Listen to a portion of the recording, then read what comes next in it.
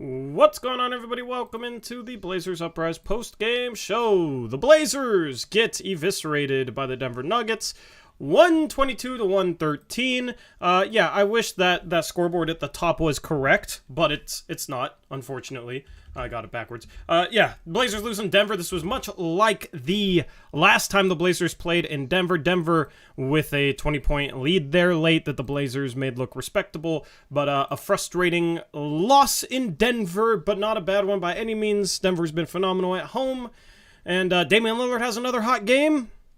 Doesn't really matter. Another 40-point game, 50-point game, and a loss for the Blazers after back-to-back wins. They lose tonight. What's going on, Eric? How are you doing, man? I'm okay. It's a rough game. Yeah, rough game. So, how this is going to work, I'm going to thank our sponsor in a second. Then I'm going to bow out and go solo. Been doing this a little bit more lately. Eric watched a lot more of the game than I did, so he's going to be carrying the stream, as we know he can. And then... yeah, we'll just take questions from chat, and it'll be a chill stream, and that's going to be how things go. So anyway, let me thank our sponsor for the stream, BetOnline. Use that promo code BELIEVE for 50% rewards over on BetOnline. Parlay picks, live betting, football playoffs, NBA, all sorts of stuff over there with that promo code BELIEVE, B-L-E-A-V, for 50% rewards. Thank you to BetOnline for supporting the channel this year. Been a huge help. Anyway, Eric, before I bow out, what's your synopsis from this game? Well, outside of Dame, Grant had some really good moments in this game, some good finishes inside. He had a couple threes early. But outside of that, Sharp scored like at 13 points, and I don't remember if he scored in garbage time or not, but he had 13 like when it mattered still. So it was nice to see him score a little bit. Outside of that, it was just a brutal game for almost everyone else that played.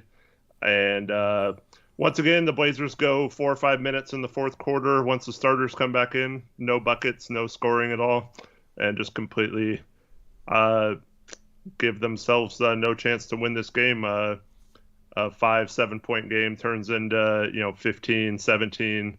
And all of a sudden, it's over. You're pulling your starters, and the game's done. And we did nothing to stop Jokic. He just had his way with us. Nurk wasn't good guarding him. No one was good with him. Murray started off the game just driving right to the hoop on consecutive baskets, scoring easily with no help. And then he hits a three, and it was just poorly executed and played game by the Blazers outside of basically Dame carrying them. Yeah. And the shots Anthony hit were outside of a couple drives where he got to the rim, just completely like horrible shots that were contested and really tough to hit. Unfortunately, all his open shots he missed pretty much. And the refs were bad in the second half, but, Portland was pretty much out of the game once it got out of hand in terms of the officiating, in my opinion. So I don't feel like there was any real call that made them lose this game or string of calls that made them lose this game, even though it was frustrating there at the end. But Chauncey uses a challenge, and it was on a play where Dame... he didn't really push off, but he has two hands in the back, so it looks like he does, and they uphold the call. And then there were several other plays like that where Dame gets knocked to the ground, but he wrapped his arm around someone first, and then he gets called for the foul. That's a foul on Dame. Unfortunately, the refs called several of those correctly. So it's just tough. But, they, as the Oso Blanco says, you have no chance of stopping the Nuggets when they get good shots every time. And we actually had Grant on Gordon this game. Gordon didn't really do a whole lot. Hart got taken. Did not have a good game on Murray. But like I said, he didn't really have any help either at the rim because you have to kind of play Denver without helping much. You don't really have the ability to help off them because they cut so well and hit threes if you leave them. So yeah, it's just a tough scenario. especially when Jokic isn't missing. He had a triple double in the third quarter, uh, and yeah, just pretty much everything we couldn't do outside of Dame having a monster performance to keep us, within striking distance most of the game. Pretty much everything else we did was exactly how you do not win a game in Denver, and yeah, just kind of sucked. Yeah, I mean, this is the true test, right? It's a Denver team with all their starters. Was missing Bones Highland off the bench, but Jamal Murray played today. First place in the West, phenomenal at home. 19-3 going in. Oh, did he play? I was looking at the box score. Yeah. Obviously, I didn't watch much of this game. Bones Highland 2 for 10. I mean, the bench. The bench outplayed their bench. Just looking at this stat sheet, the starters: Dame, despite 44 points, -20; Nurk -21; Hart -22. And then looking at this first half, man, you can't give up 73 points in a first half. 73-67 after the first half. Dame has 30 in the first half, and the Blazers are down 6 because defensively they couldn't get a single thing done. And it was Jokic being super efficient. Denver goes 33 for 56 inside the arc. 33 for 56, that's 59%. That's pretty dang good. And they get to the line 28 times. So they were the number one three-point shooting team going into tonight, and the Blazers seemed like they did a decent job guarding the three-point line. 11 for 32 for Denver at 34%. But I was worried about them just being able to attack the paint. Jokic being able to go off, but then also that's the thing is you got to try and take one thing away from him. Either take away his scoring or take away his facilitating, take away his cutters, take away his passing, and make him beat you as a scorer. He certainly can. He can do both of them. I was just hoping this team would take one thing away from him tonight, and it seemed like they didn't. Yep, and we've been calling for that. It was nice to see the Dallas 2-game set where we actually did try to take something they do well away from them. And I didn't see any of that really in this game. How do we match up to start? So Grant was on Gordon. Yeah. Hart was on Murray. Dame and Ant were taking turns on KCP and Michael Porter Jr. And then, of course, Nurkic was on Jokic. And Michael Porter Jr. is 9 for 13. Yeah. Was just shooting over them. There was several plays in this game where Dame was right in his face, and he just turned around and shot over the top of him. And I said it in my preview. Yeah. You cannot play Dame or Ant on him because even if they do as good of a job as possible, Michael Porter Jr. is too tall for them. He's 6'10". Like, you got your point guard at times defending a 6'10" forward who can shoot. That's not idealistic. And that's the problem, is they have size at that small forward position. I don't know. Like, going into this game, I was hoping Grant on Gordon so he could play more help side. Gordon doesn't really shoot many threes, but then it's like you get stuck putting Hart or Dame or Ant on Michael Porter Jr., but I wanted to challenge Dame and put him up against Jamal Murray. So I'm a little disappointed with that because Michael Porter Jr. just can shoot over him. You have to put Hart up against Michael Porter Jr., but shoot, Michael Porter Jr. can shoot over him too. That's where it gets tough starting three guys that aren't super big, is who guards Michael Porter Jr. I guess you got to put Grant on him, but then Grant can't help. So then it's like you got Hart or Dame or Ant helping off Aaron Gordon. It's a tough team to match up with. Yeah, the first play of the game, I don't know if you caught the first play, but they passed it into Jokic, and he does a dribble handoff to KCP. And Ant does a great job of getting through, gets back in front of KCP as he drives to the hoop, and then Nurk comes he slowed him down enough for Nurk to come from behind and block the shot. And I'm like, wow, this was nice. Like, we had it matched up well. Ant fought through a screen perfectly, Nurk with the good help, and I was like, hopefully this is a good sign. Things to come. And then from there on, it seemed like our defense just completely gave them whatever shot they wanted. And also, they were at one point in the first quarter, they just started sending a guy down the court when a shot went up on our offensive end. Yeah. And Jokic would just grab the rebound and throw it down to him. And sometimes he throws it out of bounds or throws it too hard, or sometimes they don't have an advantage, but they got several easy baskets that way, not even off of turnovers. So we only had 4 turnovers in the first half.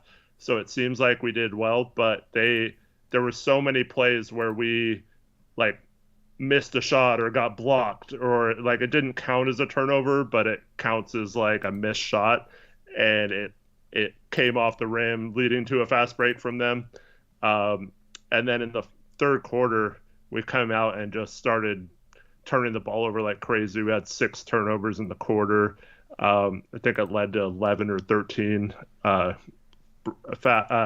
points off turnovers for them in the quarter, that quarter alone. And yeah, just weren't getting back in transition at all. And no matter how bad the refs were, if you do those things against Denver, you're going to get cooked, especially in Denver.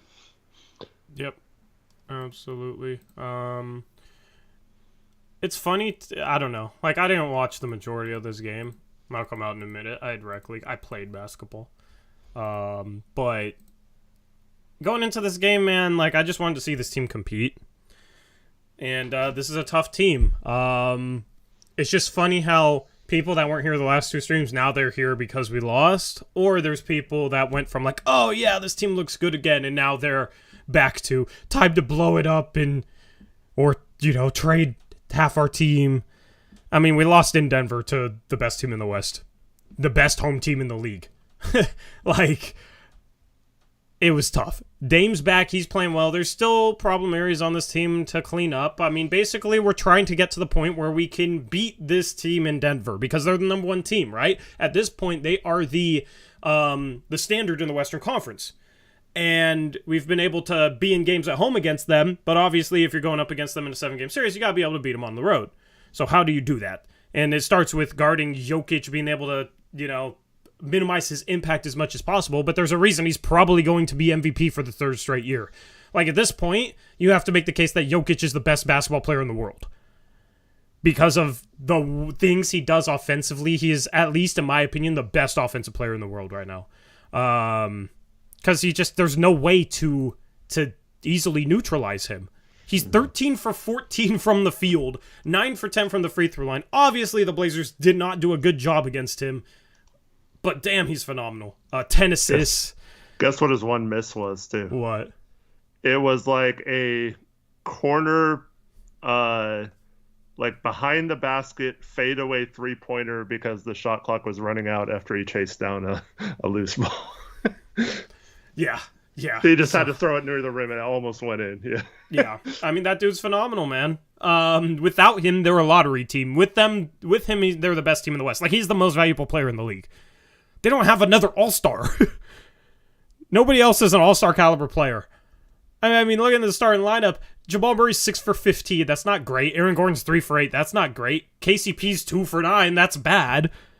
Michael Porter Jr. shot the ball well because he's a matchup problem at the 3. And then Nikola Jokic is 13 for 14 with 10 assists and 9 for 10 from the free throw line. 36 points on 14 shots. I know Nurkic didn't have a good game tonight, obviously defending Jokic, but you got to throw different looks at Jokic. And obviously, without watching the majority of the game, I don't know that, but it sounds like they just single covered him. Yeah, well, at one point, like, Nurk, within a span of a couple minutes, they called 2, like, really ticky-tack fouls on him, on Jokic, trying to back him down. And then from there, like, Nurk couldn't be super physical with him, so kind of that might have changed a little bit if those aren't called that way. But yeah, I mean, it was the typical, Nurk gets his 3 fouls in the first half against Jokic, and then what do? There was still 5 minutes left, I think, in the second quarter when that happens, and Chauncey's trying to decide whether to keep him out there or not, and yeah, unfortunately, we don't have anyone else that can stop him.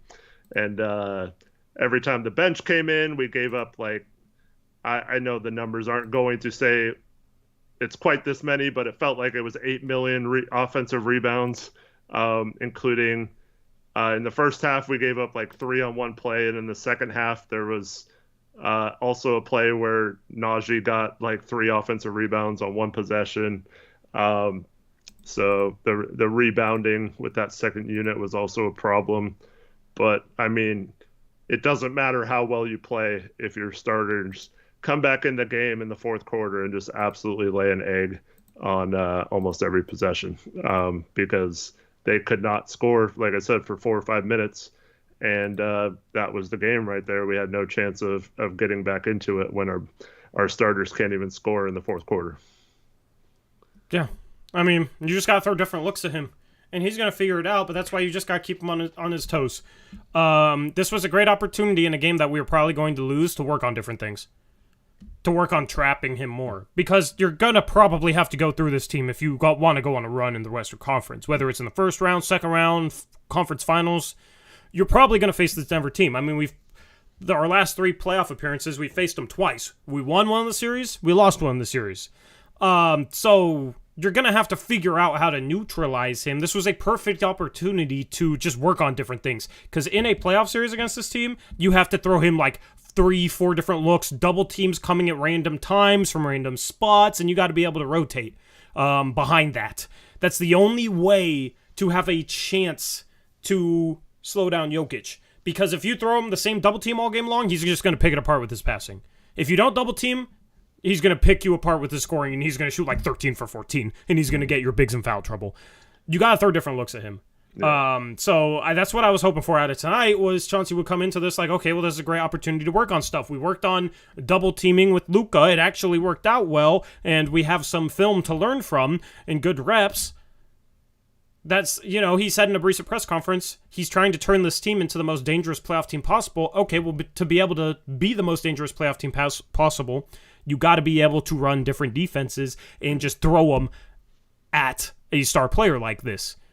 Try and keep them off balance as much as possible where they don't know where the next read is going to be. So that's what I was hoping to see from this team tonight. And obviously we did absolutely nothing. I mean, watching this game, I don't think there's any question Denver's just a better team than us and have better players. Yeah. You make the argument they're better than every team in the West. I'm not tripping about it. And unfortunately,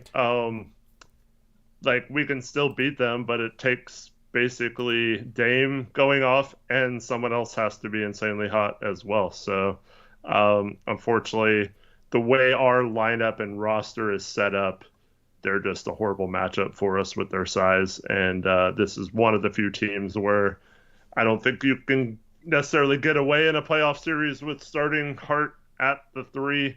And it's just tough to know what to do against their starters, let alone talking about how we can't seem to win bench minutes against an equally bad bench.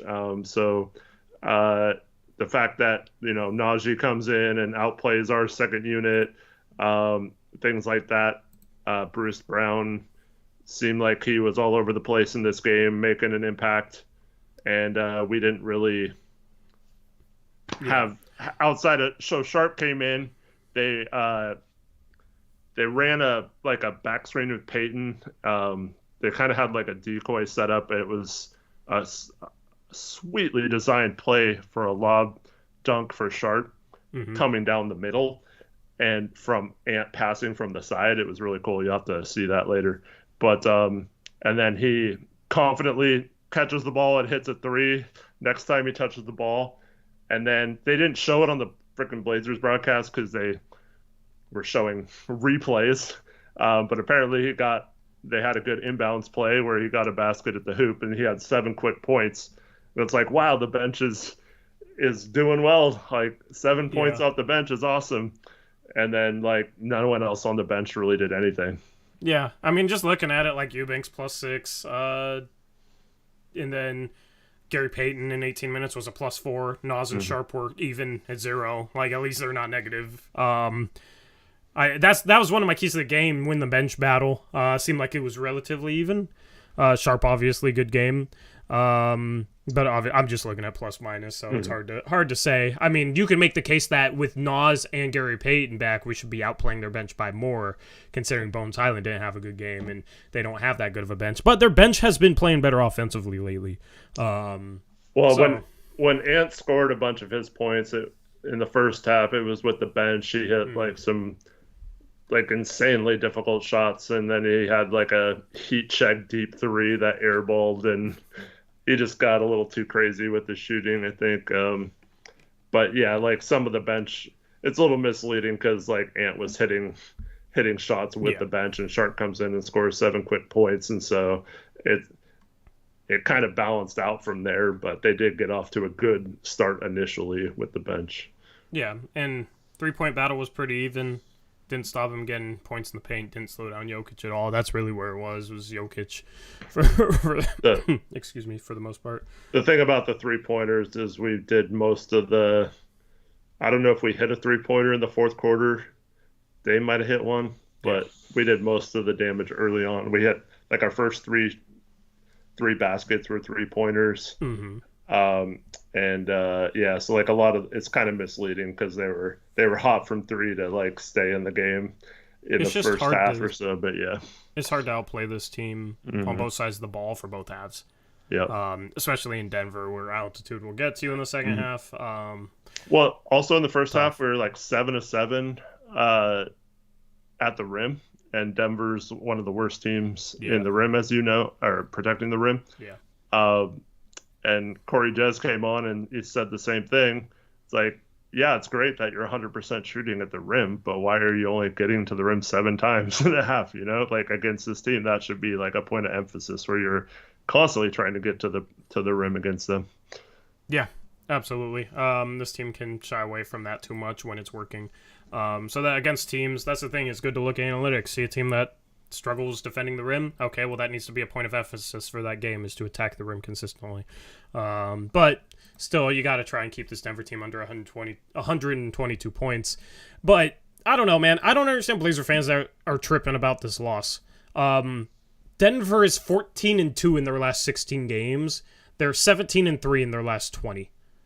The last time they lost a home game was, oh my goodness, December 6th. 3rd, yeah, early December, yeah. December 6th. This it's is January 17th. 7 in a row at home, I think. 1, 2, 3, 4, 5, 6, 7, 8, 9, 10, 11, 12, 13, 14 in a row at home. 14 in a row at home. Oh, they've won 7 straight. Overall, yeah. This is their 7th straight win. They've won 14 in a row at home. Like, they've beaten the Clippers with Kawhi, blew out the Suns by 30. Like, I would have liked for the Blazers to have been a little bit more competitive in certain areas in this game. I would have liked them to switch up. Defense is more just to work on it, but can't take anything away from this game in terms of like, oh, well, see, the Dallas games were fake or were fluky. This team isn't truly consistent, and if you could trust them to play at Denver's level in Denver, then they would be a contender. Because the only team that could... I'm not sure there is a team in the NBA that can consistently play at Denver's level in Denver. So, I'm not going to overreact to this. Obviously, it was a little easier considering I didn't watch this thing, but if I had watched this thing, you guys know I've been pumping the brakes on the overreactions all year long. You got 6 games at home coming up. That's the biggest stretch of the season, in my opinion. Philadelphia, Los Angeles, San Antonio, Utah, Toronto, Atlanta. 6 winnable games. So, the goal should be to win 5 of those.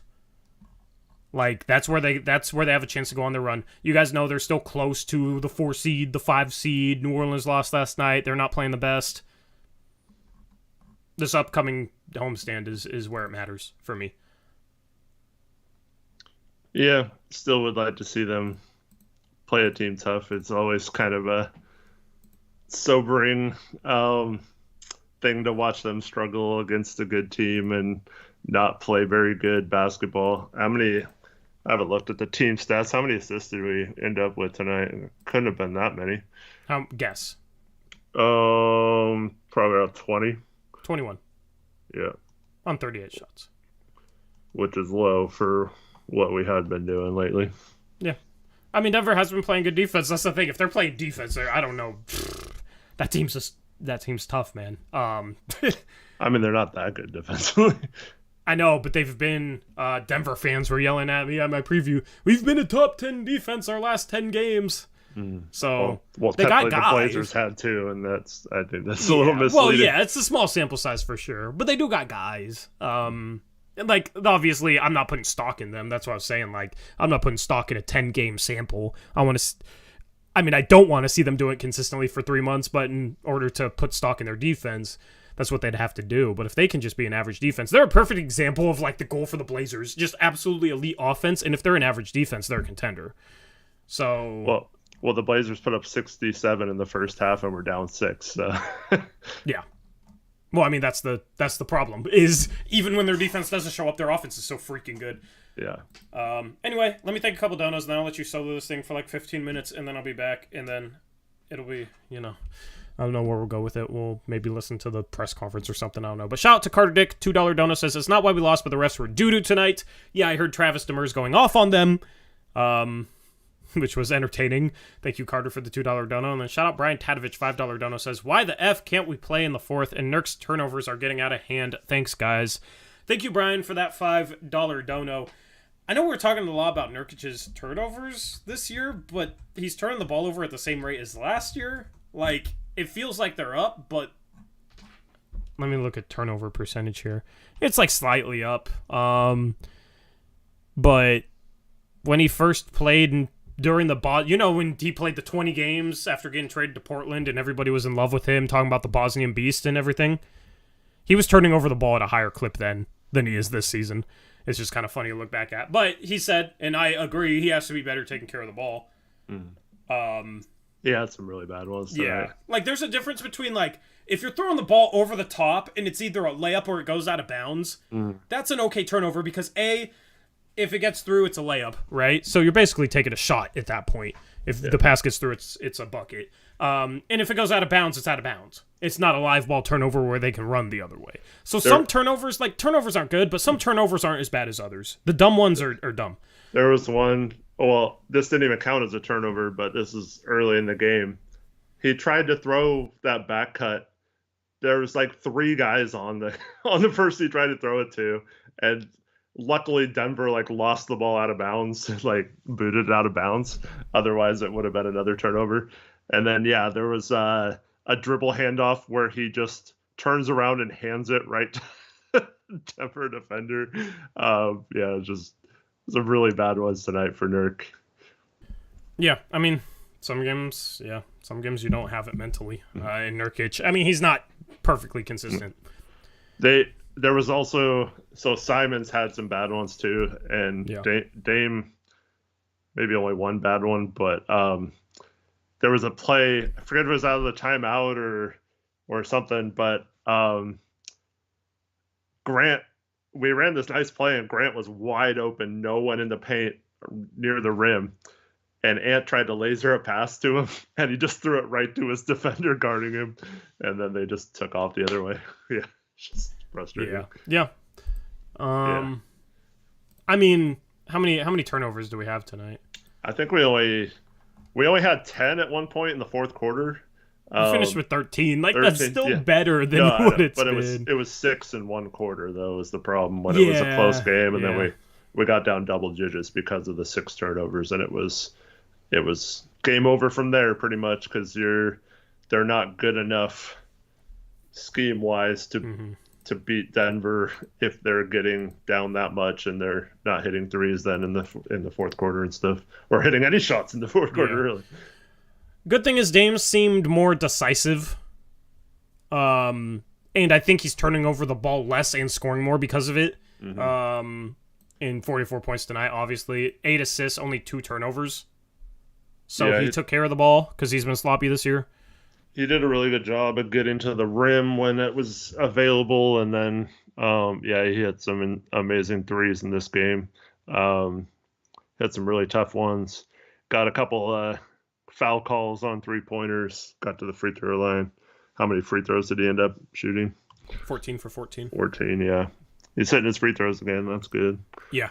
He just seems like out of his funk. He was in a slump, and too many people overreacted to that.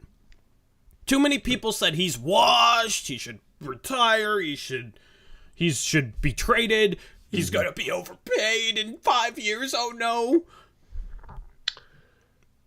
No, screw all the people that said he was washed. Y'all ain't welcome back on the Dame train, okay? You guys aren't welcome back. Too many people quit on this dude as if you haven't seen this dude go through slumps like this before and then break out of them shooting like this. What is he averaging he was averaging 38 points per game the last 5. Now it's going to be 40 points per game his last 6. He's on one of those stretches right now.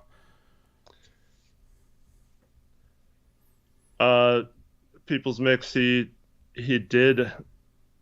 I mean, they have upped his pick and roll frequency, but that's because it's been close games, and they usually do that in the fourth quarter.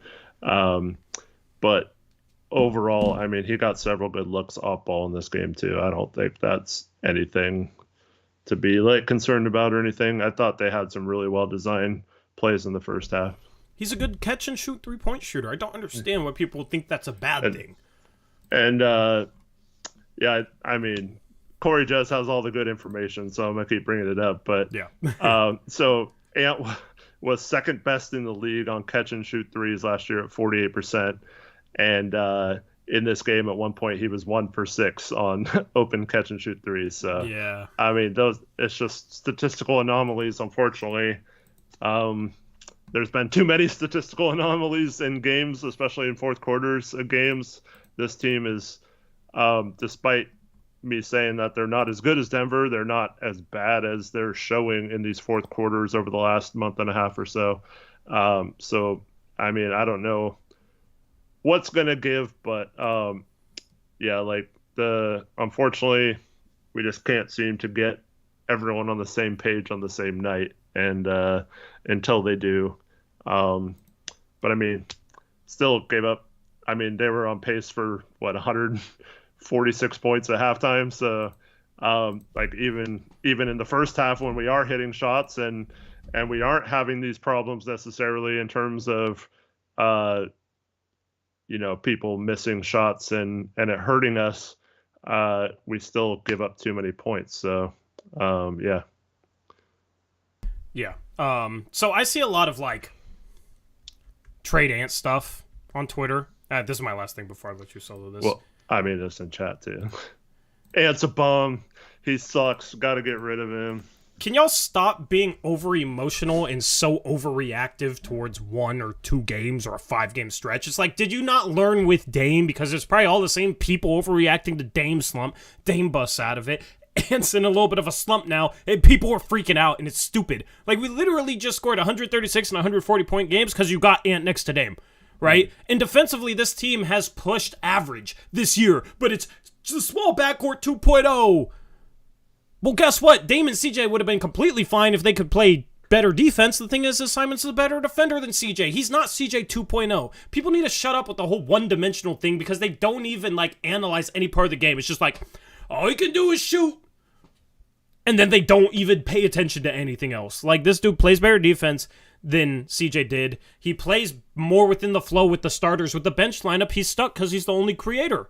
Even with GP2 and Nas back, he's still stuck because he's the only creator. Who's going to create for him? And the thing is, you don't have enough threats on that bench lineup for people to create for Ant, even if they could create, because basically he's just going to get denied and face guarded, and he's not like Luka Doncic where he can just, he's not a generational talent. If he was, then that would be great, but he's not. He's Anthony Simons, though. He's a pretty dang good player.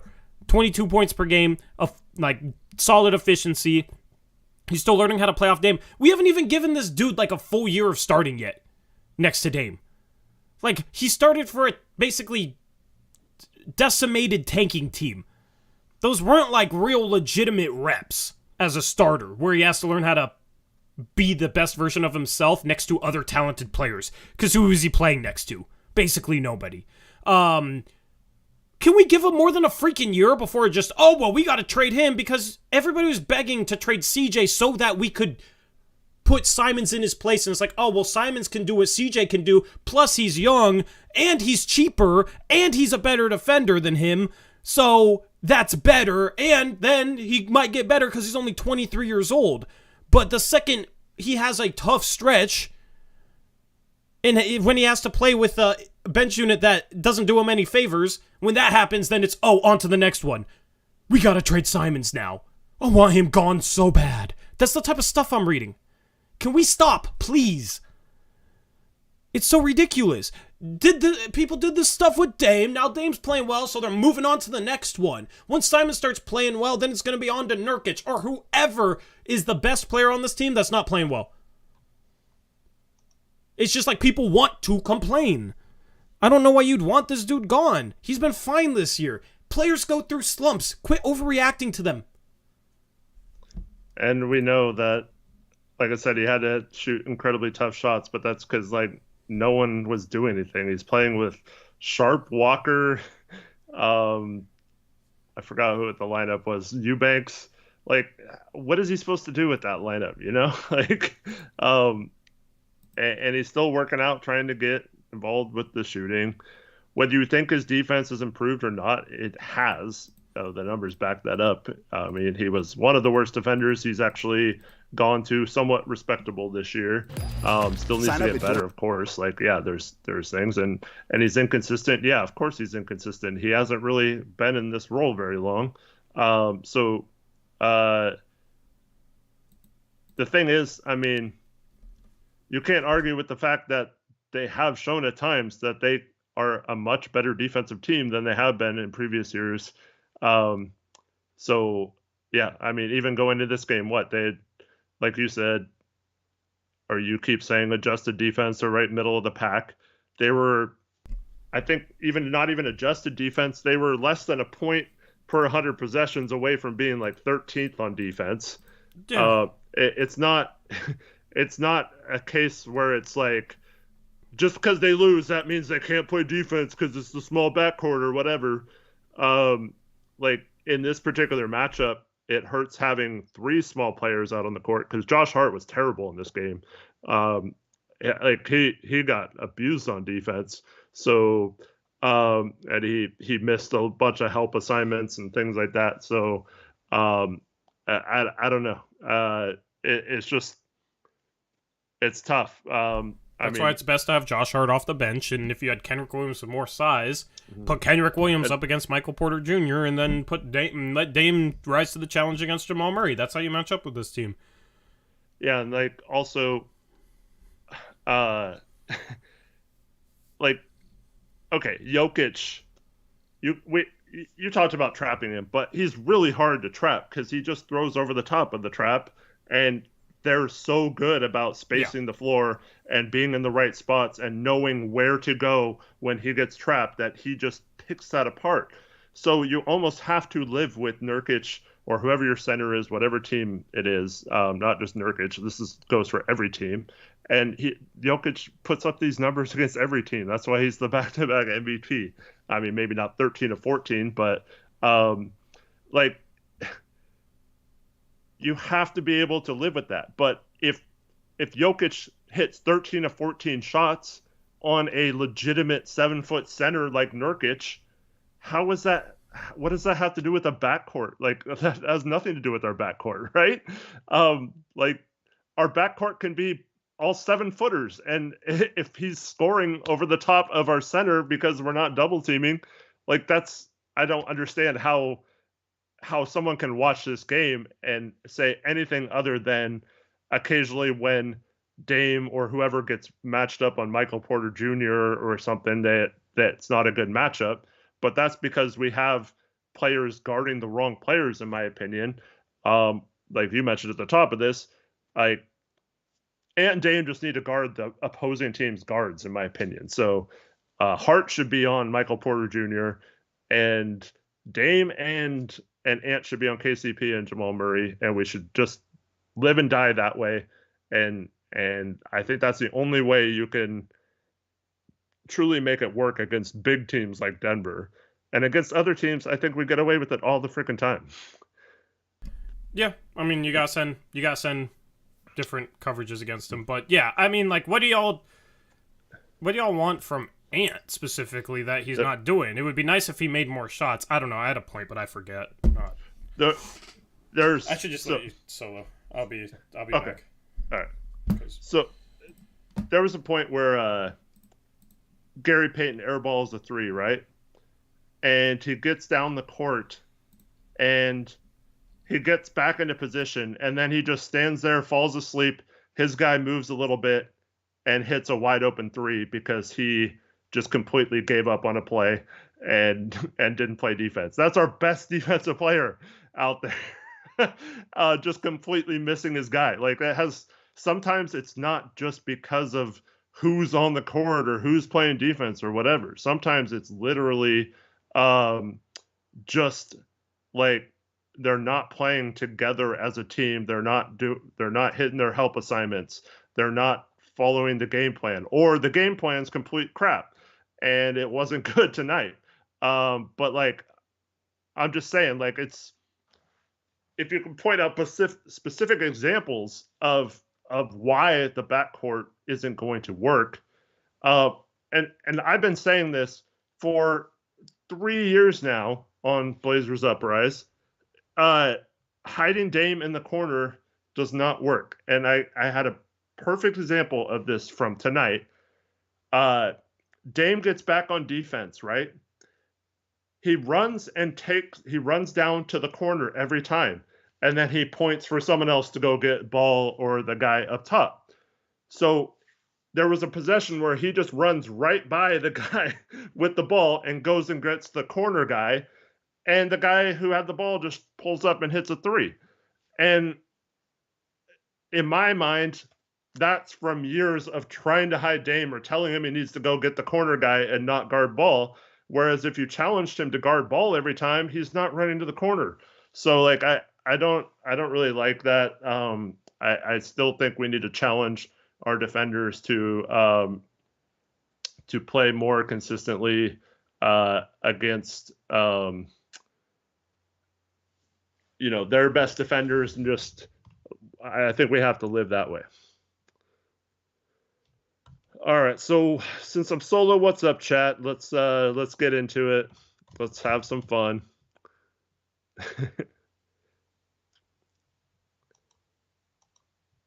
All right, what are your thoughts? So there was someone in here. What's up, Dro?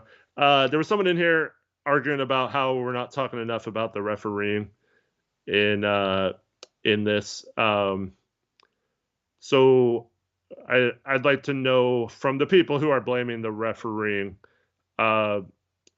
was there specific examples? Like, was there a certain play that you thought cost us the game, or do you think, I don't know, in my opinion, a lot of the calls were after the game was already in double digits and it didn't really matter.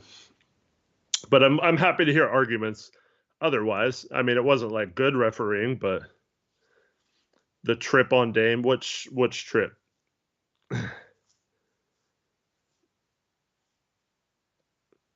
The one where, like, at half court?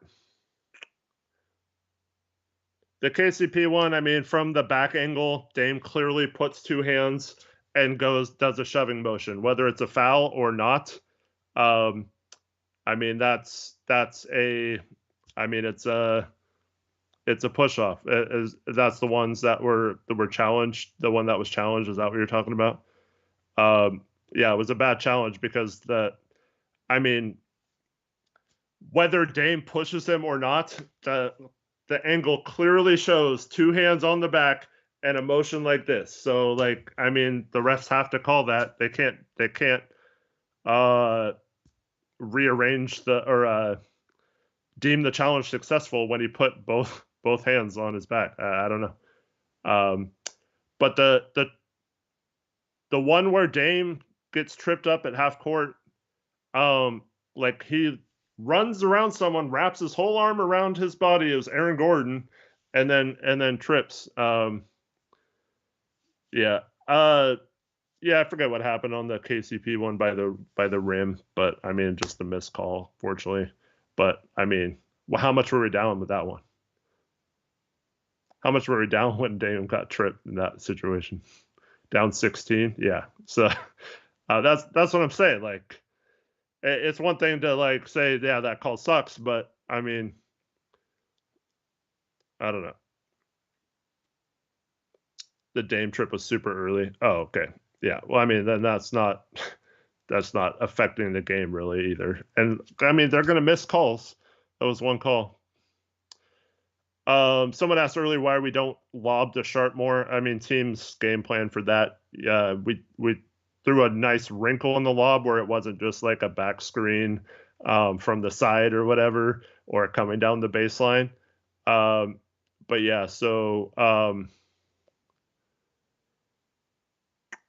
that's a case where I mean, it would be nice to design more lob plays. We have a really athletic team. We did try to lob to Grant, Bob, and Weave, and it didn't work out for us in this game either.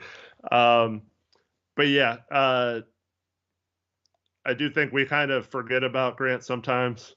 There was a play in the first half where he got the ball in the post. I think he had Murray on him, got completely spun to the middle, would have had a dunk or a lay-in, and Eubanks came running in, standing right there, and cut him off. So his own player uh, basically stopping his drive, and he had to kick it out.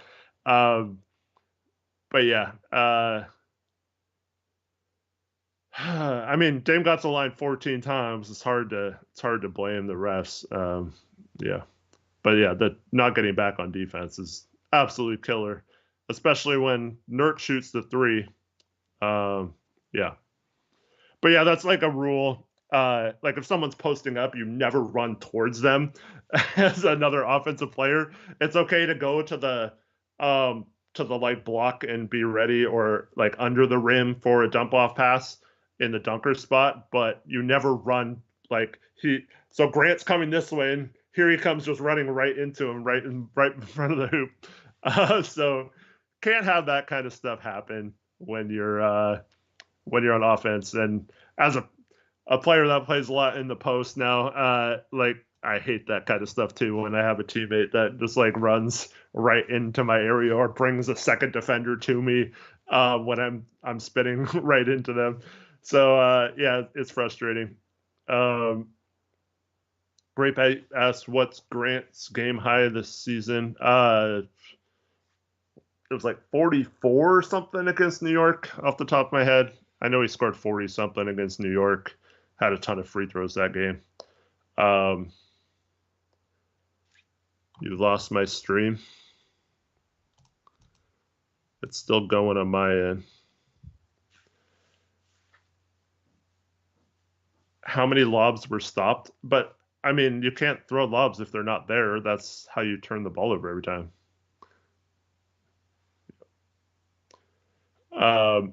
Yeah, so yeah, I do think they need to do a better job of getting Grant shots. I thought at times he settles for like the pull-up shot when it seems like he can get to the rim whenever he wants against any type of defender. And so yeah, between that and not matching up well against the other team, it's just yeah.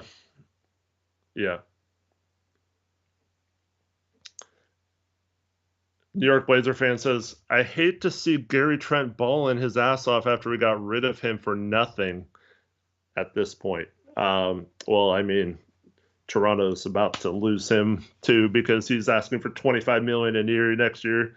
I mean, shooting 36% from three, and does you guys think Ant does nothing else? Like Trent doesn't do anything else either. He doesn't rebound, doesn't pass, doesn't really play good defense. He goes for steals, so his steal stats sometimes look okay. But other than that, yeah, he doesn't provide anything else. So I don't know. Like trading Gary isn't the reason why this team is in trouble right now, or was it really a bad? That's just like an excuse.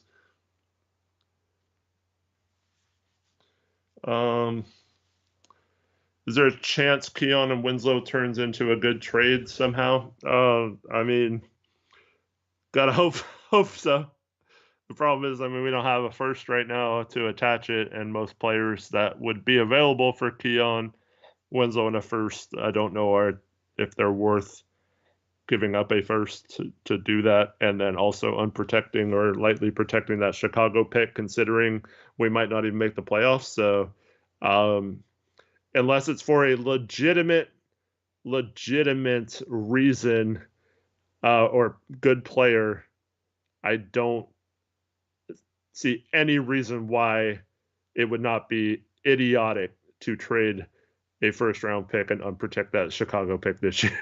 Because, I mean, no matter how small the chance, like if it's 5% or whatever, if they don't make the playoffs, even if they don't tank, and they don't make the play-in or lose in the play-in or whatever, and they miss out on a chance on Wembanyama or even even if you get the number 2 pick, or this draft is loaded. So if you get like a top 6 pick, um, it's going to have a ton of trade value. So um, I I don't know. I wouldn't unprotect a pick right now. Um, I just think that's he plays hard. Okay, Trent plays hard, guys. Yeah, sure. That's why Toronto wants to trade him, and they suck too.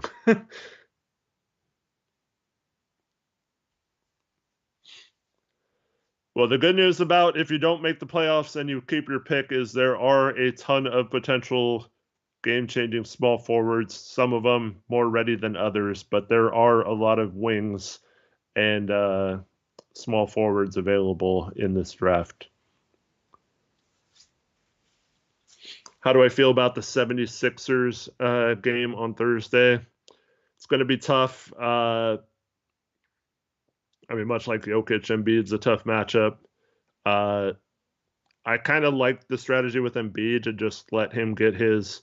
I think the Blazers have done a good job in the past of not letting other teammates touch the ball for long periods, and then they go cold once Embiid stops scoring. So I don't know, but then we have to guard Harden and Maxey and stuff too. So I don't know. It's going to be tough, but at least there are other players outside of their top 3 aren't quite as good moving and scoring as Denver was tonight. So maybe it was a good thing that we played Denver first, and then it's maybe a little easier against the 76ers, but that's going to be a really tough game. What do I think about that center from Purdue, Zach Edey? I think he's a tremendous college center, but I think he's going to be like Boban in the pros. So like kind of a fun player that could maybe put up some cool stats in limited minutes, but I don't think he has the skill set to be like even like a 20 to 25 minute per game player in the NBA. I just don't think his body is built for that kind of stuff. But I mean, he gets the ball down low and turns around, he can score over anyone. The problem is he's just going to get brought out on the perimeter. In college, there's no defensive 3 seconds in the key. So a team like Purdue can just pack the paint with a center and just have him play near the rim at all times. They never have to worry about getting him put in pick and roll on the perimeter or having to guard a guard at 20 feet away from the basket. In the NBA, that's all teams would do to him. That's like 100% of the time. Whoever he's guarding is just going to walk up, set a screen for the ball handler, make them switch, and then the guard's just going to attack him. And I think it's going to be a disaster for players like that in the NBA.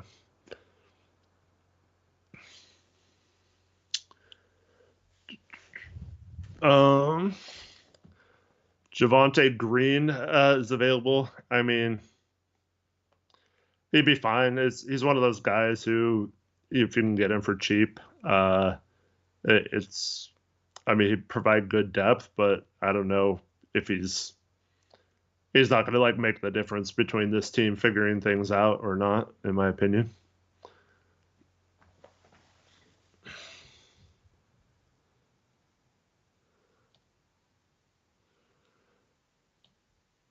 Yeah, I think they need a better trade than that.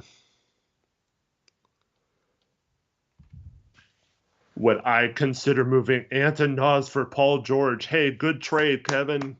Hey, People's Mix. Yeah, you come up with awesome trades, man. That's not even a legal trade, first of all. Not even close to working out financially. And also, why the heck would the Clippers do that? So, heck yeah, you'd have to do that if you were the frickin' Blazers. But, like, come on, dude. Like, you come in here and talk like you're this basketball genius, and then you give that crap. Like, dude, like, come on, man. Like, just don't be dumb, man. Like, you've been given so many warnings in this chat. Like you know better than that. Put that crap in chat. DJ Vega says, "Did you see the Pelicans are interested in OG?" Yeah, like I mean, they have the assets to get him. I don't know. I mean, they have Herb Jones. I don't know if he'd be part of that. He hasn't played well this year. Um, I don't know if that's an option. If they would trade him, but they got to give up some. But they do have first round picks, and there are a team that hasn't shown the. I mean, it's not like they hold on to their assets a lot of the time. So I definitely think that is a team. If Toronto does end up trading OG, they could offer the best of their pick and the Lakers pick, which is likely going to be a lottery pick in this upcoming draft. And that's going to be a lot more valuable than any other contending teams offer, probably. So, yeah, looks pretty good.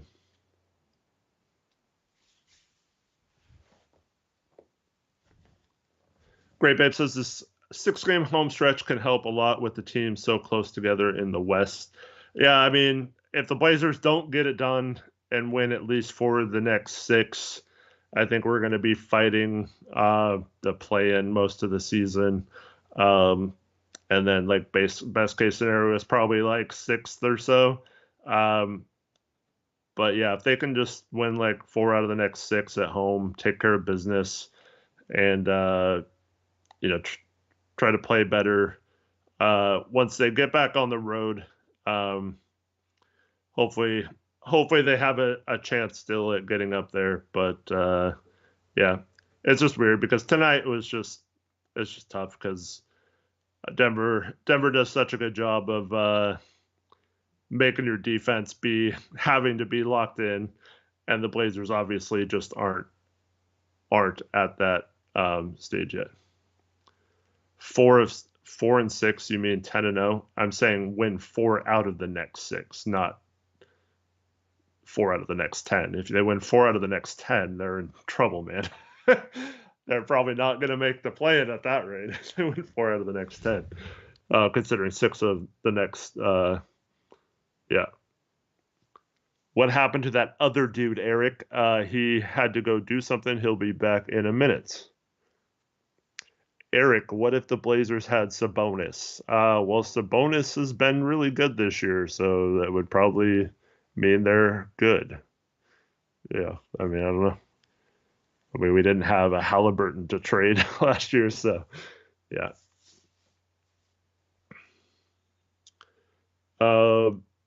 Yeah, so I'm also curious the ant haters. What do you think we need differently, like specifically? They don't just say we need a bigger player for him. Like that doesn't do anything. What do we need to do? What international players are coming that really know how to ball? Well, I mean, Wembanyama's obviously the number 1 prospect, one of the highest rated prospects in a long time. Yeah. So, oh yeah, Tori, move Josh Hart to shooting guard because he's not the problem with his shooting. There's I don't know if it's Ryan. It's spelled Rayan. Ryan Rupert from he's from France, I think, but he's playing in the for the New Zealand Breakers in the NBL. He's moving up draft boards pretty quickly. Might sneak into like the late top 10, early lottery, or at least be a mid to late first round pick. And then I don't know if you consider the G League Ignite guys that are from other countries international prospects or not, because they're technically playing in America right now. But I still really believe in Leonard Miller. He's still in my top 10 on my draft board. And yeah, I think he would be really good for another team.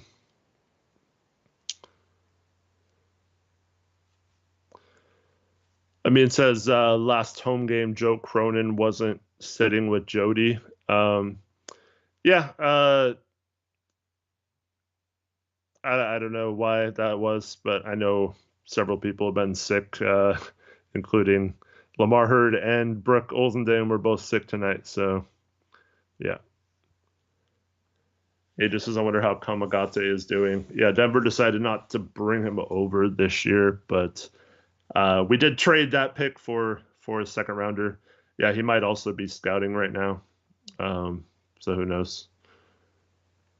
Chris G says, who would be a good replacement for Ant? We need another ball handler next to Dame who can get a shot. Ant is the best we get at the shooting guard unless we get Smart or something like that.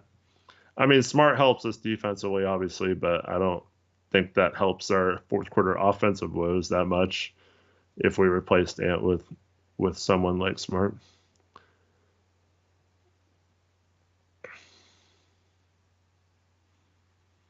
Yeah, and Boston's not trading him anyway, so it doesn't matter.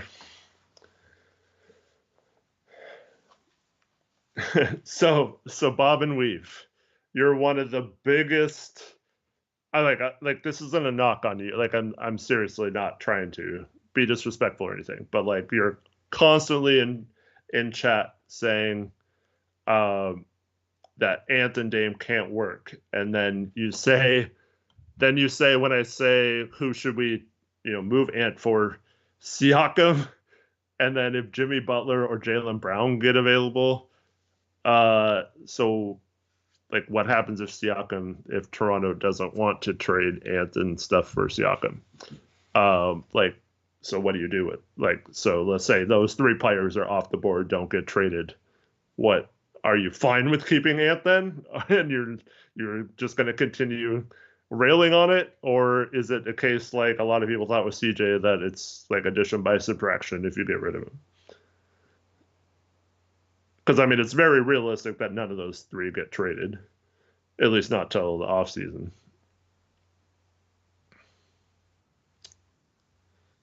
I am back. I am here. Hello. Let me take you off solo. Oh, my camera was backwards, so let me fix that. All right. So, here's the thing with the people that want to trade Ant is like, it's always for somebody that's better than him.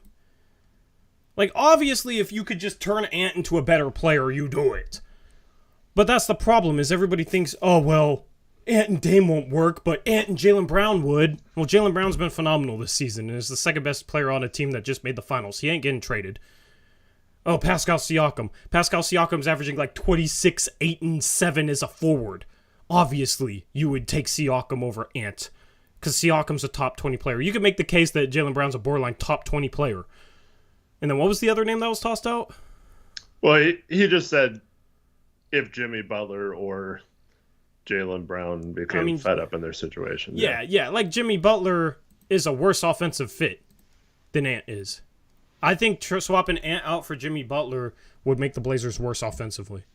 Because Jimmy Butler doesn't shoot threes. Like, Jimmy Butler is not as good playing off of guys like Dame or Jeremy Grant as Anthony Simons is. That doesn't even, like, make us that much better, but also Jimmy Butler's still regarded higher than Anthony Simons. Like, that's the thing, is the team just, I think it's, the team isn't as good as people want, and they make it an Ant problem, but it's like, okay, well, if it's a fit issue, then name somebody at his level or a little bit worse that you think would make the team better, because they would fit better. If the fit's such a problem. That's the question I would ask. Does that make sense? Yeah. I mean, trading Ant and, like, it's that Levine trade, right? So, Tori, you responded to this. Someone on Twitter had an article about trading Ant, Gary Payton. Who else was it? It was Ant, Sharp, Gary Payton, and something like that, and like 3 firsts or something. I thought it was Ant in pieces, Ant Nurkic in pieces or something like that. I don't even remember. Something like that for Levine and stuff like that. It's like, I don't know, those kind of trades would not only not make us better, but it would also mean that like we have no chance of ever being better. Yeah. Yosemite, you're freaking dumb because I've literally hyped up the Nuggets for half this stream and how good they are. Either you just came in trolling looking for attention and here you get it, or you just don't know how to use your ears. We're a Blazers channel too, so Like, this is the most props I've given a team on any post-game show all season long. So don't come in here saying, well, these dudes actually give the Nuggets props for once. I hyped them up for half the stream, man. You freaking... Oh, my God, I hate it. We also said that, like, it was apparent after this game that the Nuggets were just a better team. Yeah. And in case you didn't know this, I predicted Denver to be the number 1 seed in the West this year, so I don't know why I wouldn't. Like, I didn't predict them to be that high, but they've been better than I thought they would be. So, props. And I'm giving you your guys' props, man. I don't know what you guys want. I've given the Nuggets more props on this stream than any other team all season long. And if you go to any other post-game show, they don't even talk about other teams a whole lot. Like, I watch a Denver post-game show when the Blazers beat them, and it's like they barely talk about the Blazers, man. So, I don't even want to hear anything. Did you ever thank the second donation before you went to the shower? Yeah. Okay, you did both. I just want to make sure. But there's a couple more. Yeah. Let's get to those. Also, thanks for telling them what I was doing. I was trying to keep that under wraps just so nobody got a, image in their head that, I don't know. We got some sus people in chat. So, Dro with the... I didn't earlier. I know. I was just saying I was busy. I got back from rec. Obviously, I'm feeling better now. I do need to... This shirt isn't comfortable, though, so I'm about to change it. But I will turn off my camera for that, all right? That's not what this stream is going to be. We're on YouTube, and we're family-friendly over here at Blazers Uprise. I also got to fix my ring light because my lighting's in battle stream. But, let's thank the last two. I did thank the last one. Shout out to Dro, $2 donor says, should have kept CJ, just saying. No. Simons is having just as good of a season as CJ ever did. And we got Jeremy Grant from the CJ trade, and we got Josh Hart from the CJ trade, so... and then... I mean, we should have held out to get a little more from the CJ trade, but that's the only... I mean, I still think it was the right time to move CJ. I mean, it was probably the right...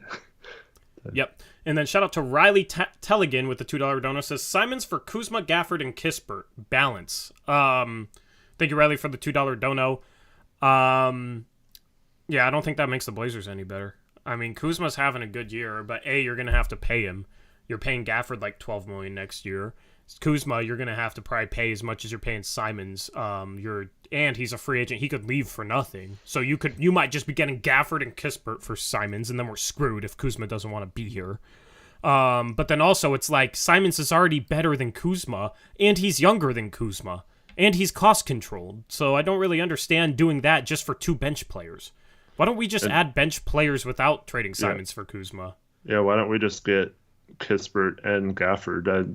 I think we could work out a trade to get those 2 guys without having to give it up. And Kuzma, in my mind, I mean, they're different players, but I don't like Kuzma and Grant at your 3 and 4. Or you're bringing one of them off the bench. I don't know why you trade one of your best young scorers for either a bench player or an awkward fit in your starting lineup. Yeah, exactly. That's basically 3 bench players. I mean, I guess you could start Kispert at the 2 or the 3, but I don't think he's necessarily better defensively than Simons. I don't like that trade. But thank you for tossing something out there that's not just like, oh, let's trade Simons for Pascal Siakam. Like, obviously, we're not saying that.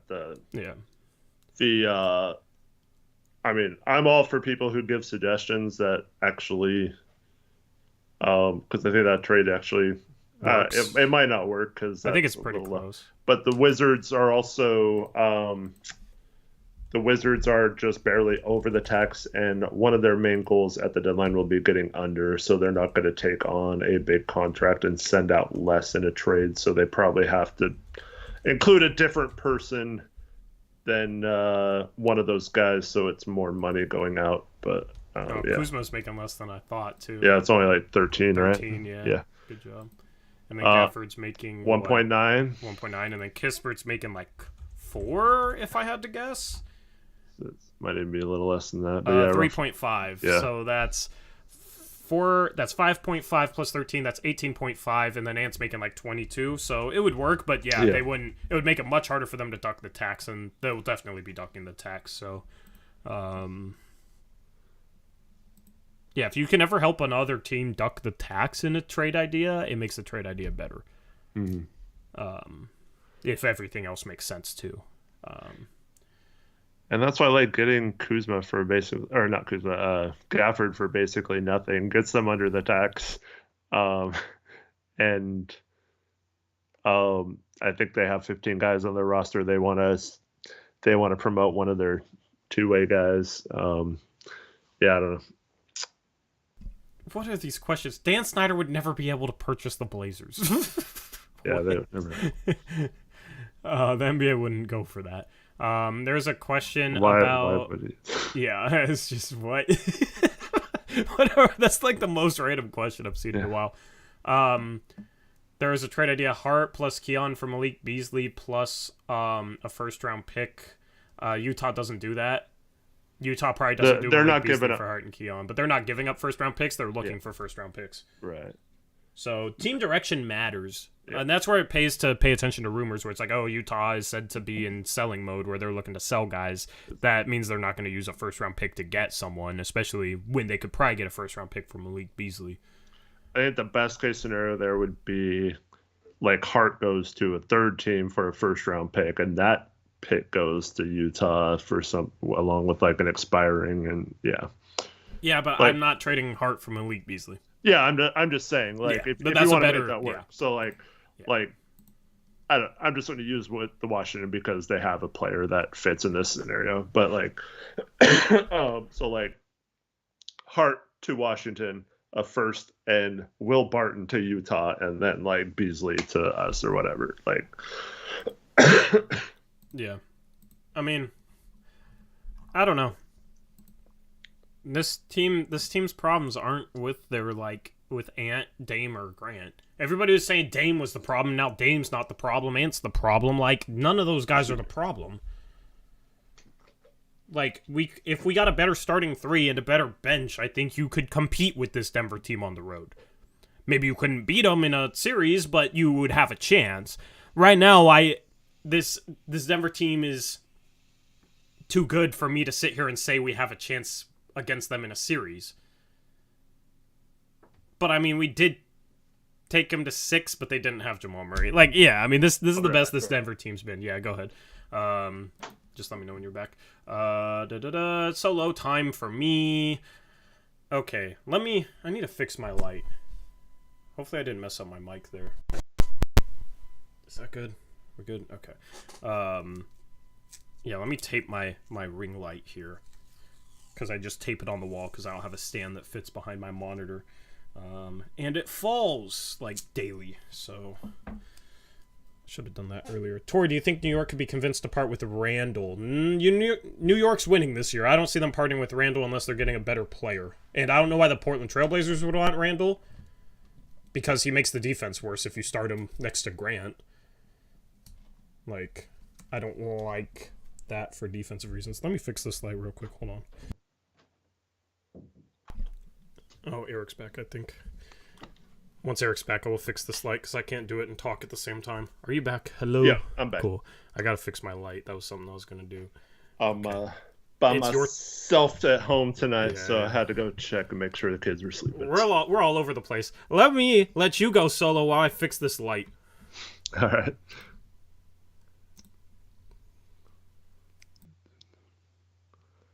What were we talking about?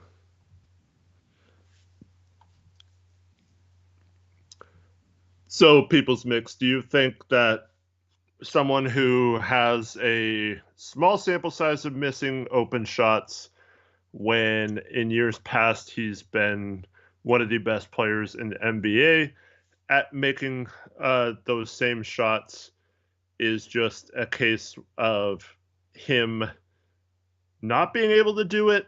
Or, like, did he forget how to do it? Or is he just having a bad stretch? Like, I just don't get how anyone can make any final judgment. And of course, he's inconsistent. He doesn't doesn't have this role very long. Mike Ferg 503. Let me just say, like, almost every one of your trade suggestions comes with for a guy that has a big contract that makes it very difficult to get. And Jonathan Isaac, on top of not having a good contract, is also, just no one wants him on their team. Let's just say that. Yeah. And he's also injured, so yeah.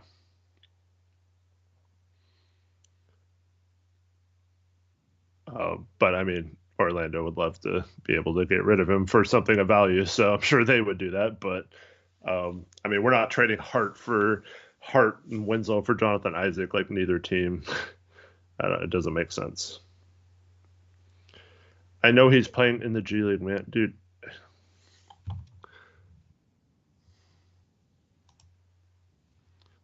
Dude, you're just so annoying sometimes, man. It's like you have like no sense of like when to just like sit back and not say anything.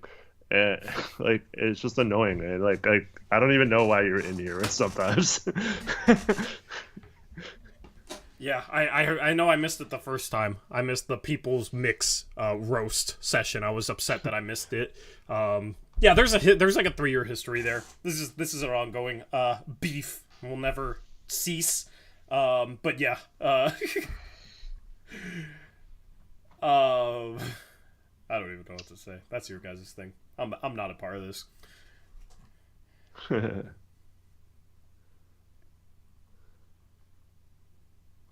Just let him educate you, Eric.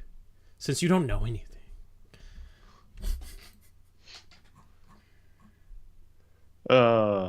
I mean, play-by-play. Like This is says the same crap over and over again. He knows it freaking annoys us, and yet he comes in here knowing he's been banned several times.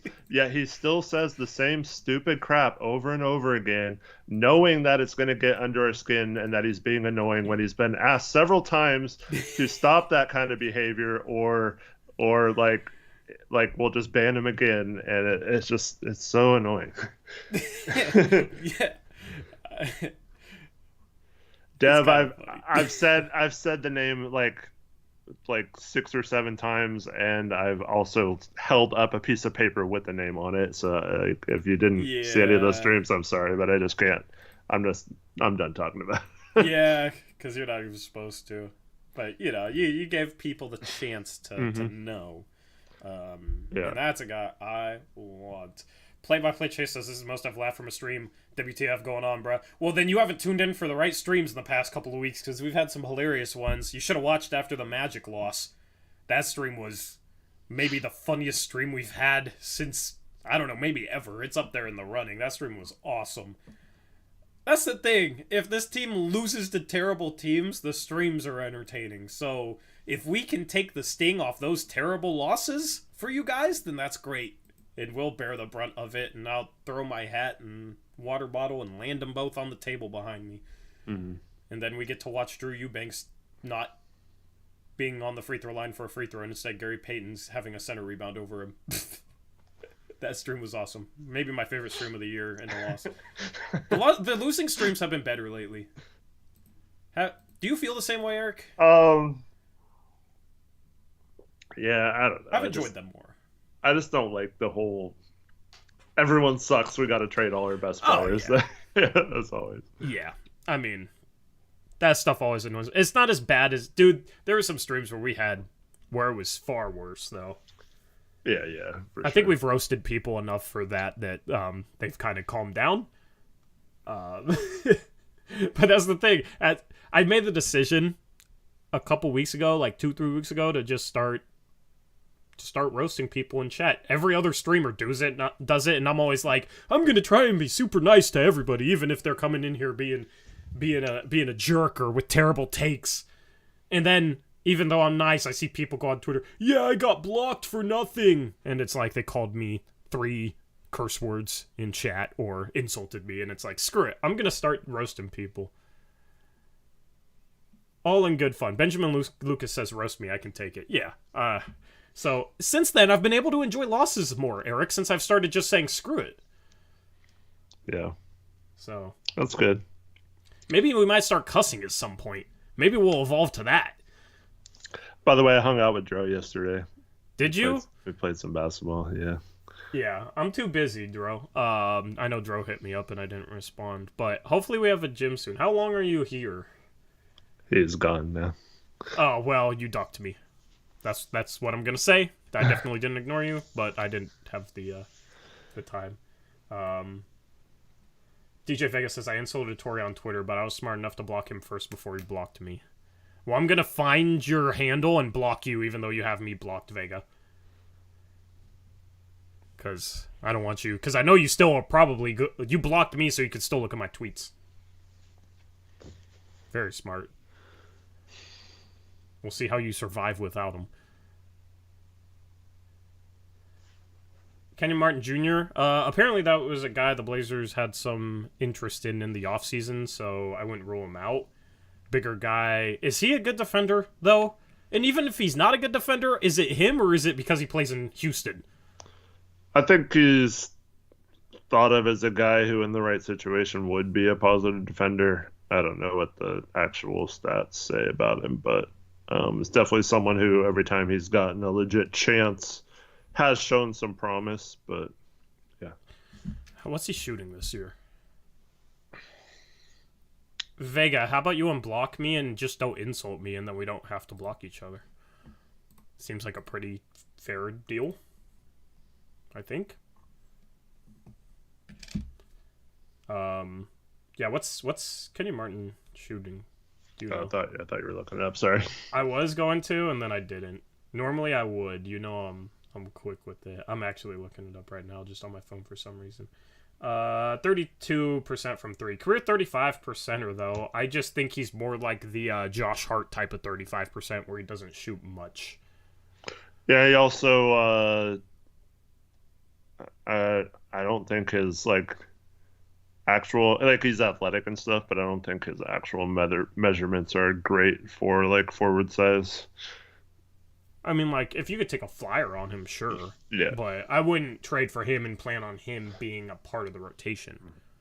Yeah. I mean, and if you trade for him, you're going to have two Blazers in the dunk contest. Yeah. So my view on those kind of guys, if you can get them without giving up one of your top 6 or 7 players and not using a future first, which you'd have to change protections on or whatever. Those are the kind of players that I'm fine with getting for that. Anything more than that is going to be it's going to be tough to get guys like that. Yeah. I mean, I will hold out for Kenrick Williams. Grape Ape the Thunder fan says they're not trading him, but key on in 2 seconds. Get it done, Cronin. Young player and 2 second-round picks. Yeah,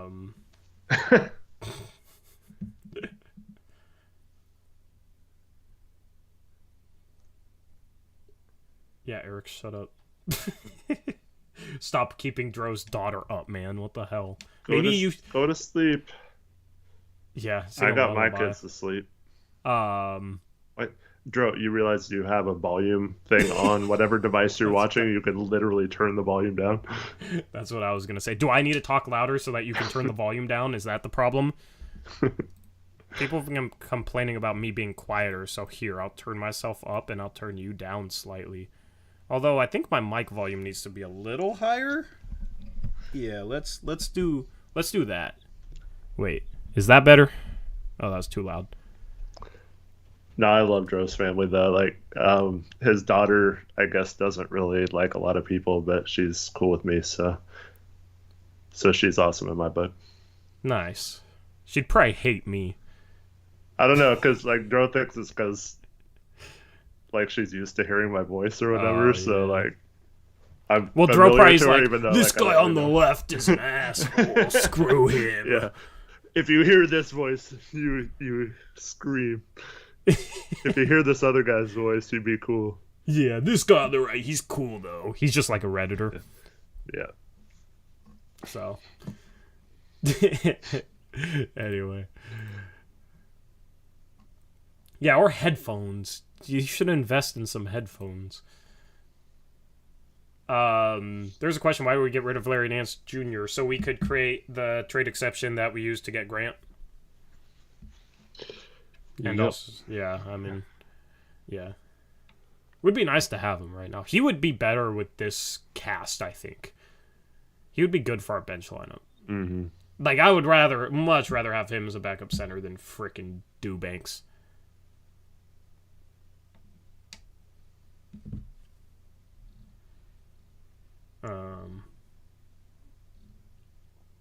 One of Drew's blocks tonight was he literally just stood there while this guy got the rebound, and then he blocked his shot and like acted like he was tough, like flexing. That sounds like Drew.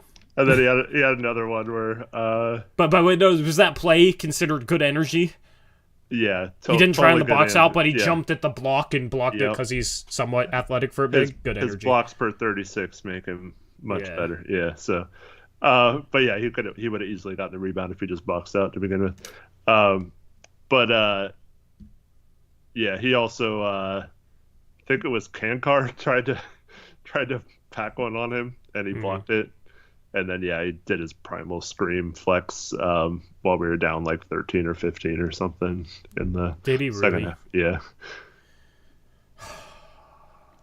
Might as well bring back Hassan Whiteside at this point. I mean, yeah, he was mostly fine tonight, but yeah. I hate when guys yell down 15. You're getting punked! Why are you yelling and flexing? You're getting punked. You're getting flexed on. You should not be trying to flex on them when they're beating you by 15. Seems pretty simple. I don't know. Like, it's like the dude... If I'm playing in the game, dude, I'm pissed off that we're down 15.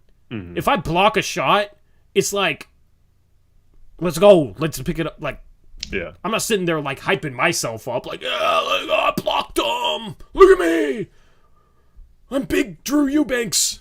Like, no, I don't get it. I don't understand people like that. Like, are you not pissed off that you're losing right now?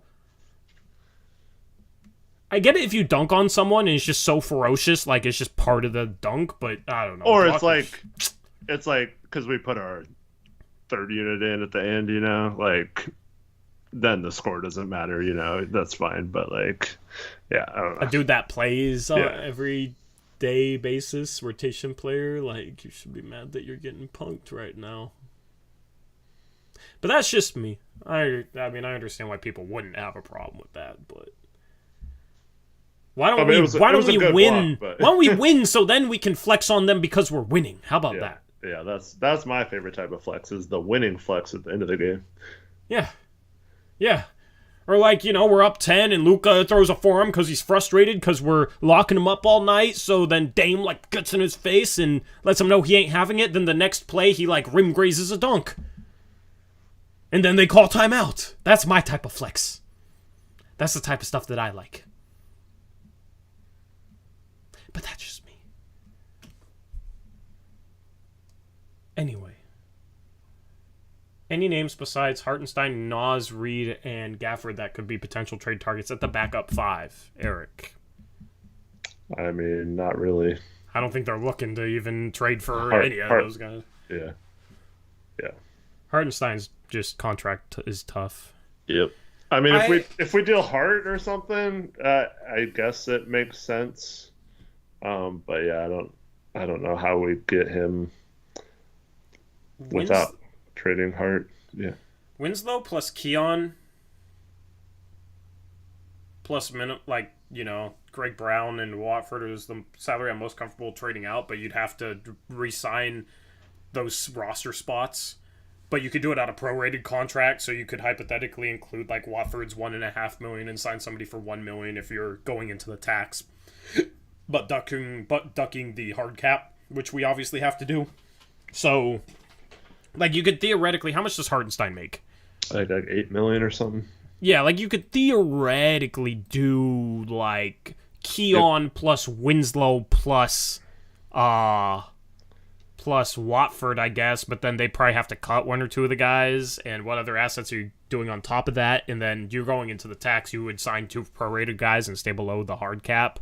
Like, that would be doable. What's up? Zero chance we go on the tax. I know, but that's the thing is, like, it has to be a player that, to the organization, is willing to go into the tax for.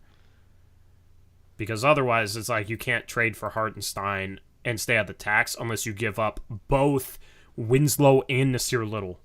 Or Josh Hart. And I'm not giving up Little or Hart for Hartenstein. I'm not comfortable. Like, I've been including Little in a lot of trade scenarios, but all of a sudden I'm just not comfortable trading him, which is weird. But it's just like, I want to see what he does. I mean, I'll have a little better feel for it at the deadline, but I just want to see what he does now that he's healthy after he looked better last year. I don't expect him to be consistent necessarily, but I just want to see what he is the rest of the season. And I feel like if you trade him, you're selling low.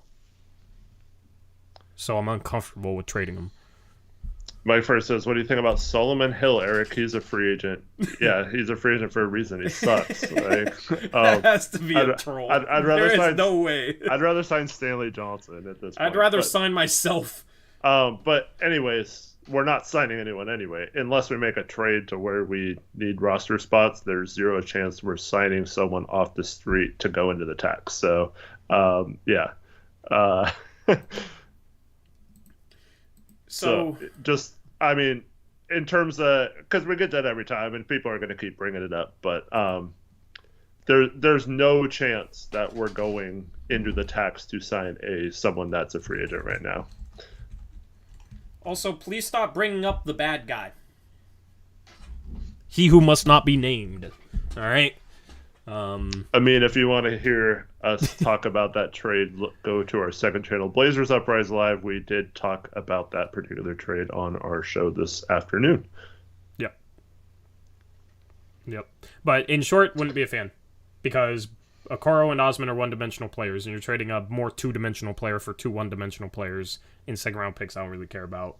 Doesn't make the team better. Absolutely not a fan of that. I don't like Okoro's game. Offensively, he's a mess.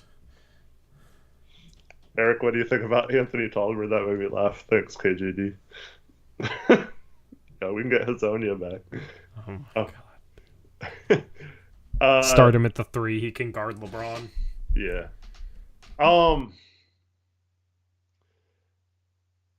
Okay, we told you guys this when the trade happened. Eric Bledsoe. Other media and Joe Cronin himself, possibly, thought that was going to be the number one asset available at the trade deadline for some reason, was Eric Bledsoe's contract. So just be careful when people start suggesting trades with players that have non-guaranteed contracts for next year or partially guaranteed contracts for next year, and them trying to tell you that that's going to be an asset in a trade down the road. Just if that's their argument, just like remember that Eric Bledsoe, we had to literally pay him to go away, and he's the reason why we can't sign anyone right now. So, yeah. I need to figure out how to ban certain words. Yeah. Anyway, I need to, yeah. Anyway. Hit us with stuff, chat. You guys are running the show right now. Eric Bledsoe backfired, yep. That whole trade backfired. DJ Vegas says Bledsoe was still a contract that would have gone out in the OG trade, though. No, it wouldn't. It would have been Hart's contract that we would have used to match. Yeah.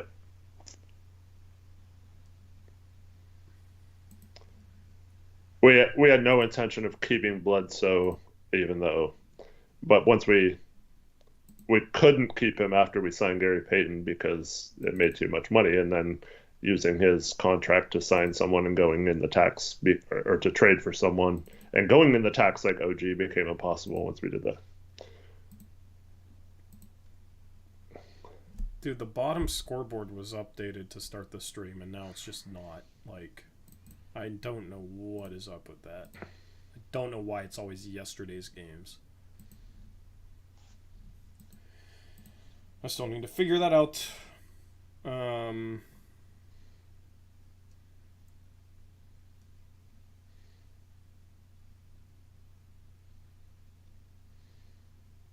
Bob and Weave, that doesn't mean that he doesn't make it to the playoffs. Like, well, he has a new injury. He hurt his adductor muscle, which is in your groin hip area. So yeah, he is holding that, but I mean he's playing right now. Yeah, Who's to say it has to get worse? Like, right. I don't know. Yeah. Saying there's no way he makes it to the playoffs is kind of over an exaggeration. Right. Yeah, and it's. I mean, I said some of the things I said because I was worried about stuff happening down the road. It's not a for sure thing, but like if his mindset or his injuries were a situation where it was to the point where they were testing out if playing was okay, I still think there is some concern that down the road he's not okay. I mean, if this gets worse, you maybe have to consider using him as a salary chip at the deadline just to match contracts, but then it's like, who's going to be that defender that you need? Honestly, Eric, if the Bulls continue to struggle, I would be taking a hard look at Alex Caruso to be what we thought Gary Payton Jr. would be. The second? Yeah. Yeah, I don't know. I mean, it'd be nice to have both of those guys, but yeah. Yeah, I mean, is Caruso good at guarding forwards like GP2 is? No, he's more better on guards, I think. Yeah, I mean, if you got Caruso, then you'd have to get like a forward on-ball defender, but hopefully that's Nas. GP2 got a moving screen violation that he probably wouldn't have gotten last year. Yeah, because he played for the freaking Warriors, and they get away with that stuff, but we don't. Mike Ferg, no. Basically, Mike Ferg, I have a suggestion for you. If they're a free agent, the answer is no. If you look up the player's current contract and it's more than $6.6 million, the answer is probably no as well. What do you mean if they're a free agent? It's a no. Like he just keeps naming people we should trade for or sign, and it's always someone that's making too much money or a free agent that we wouldn't sign. So. Oh yeah. Gotcha. Yeah. I thought you were saying if they're a free agent this offseason. No, I'm talking about right now, between like now and the deadline, yeah. Yep.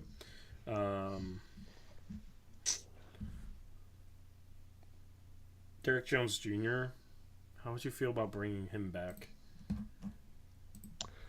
I mean, I feel like you might be able to get him for like nothing, but you'd have to trade out salary. Yeah. Because he makes 3.2, so like, would you do like... Ooh, this is a good one. Would you do justice for Derek Jones Jr.? I mean, I don't know. I don't really want either of them. But yeah, I don't know.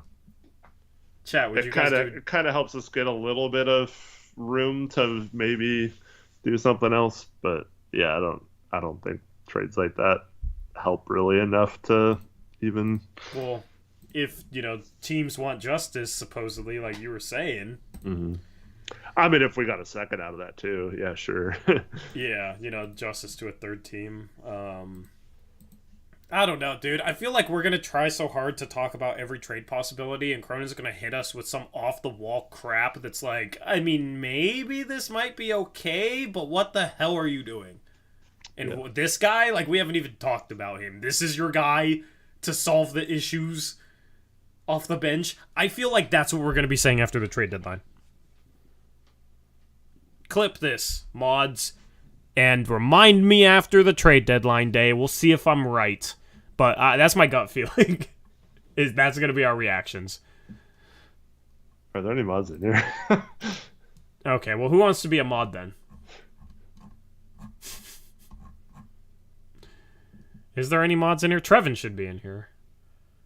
Or Aeromancer. Man, where are our mods at? Dro, you're not a mod. I'm disappointed. Who's the mod that's here the least for post-game streams? Trevin's here. What's up, Trevin? Trevin Clivet. Who's the mods that here the least for post-game streams? I would say maybe Jackson. When was the last time you saw Jackson on a post-game stream?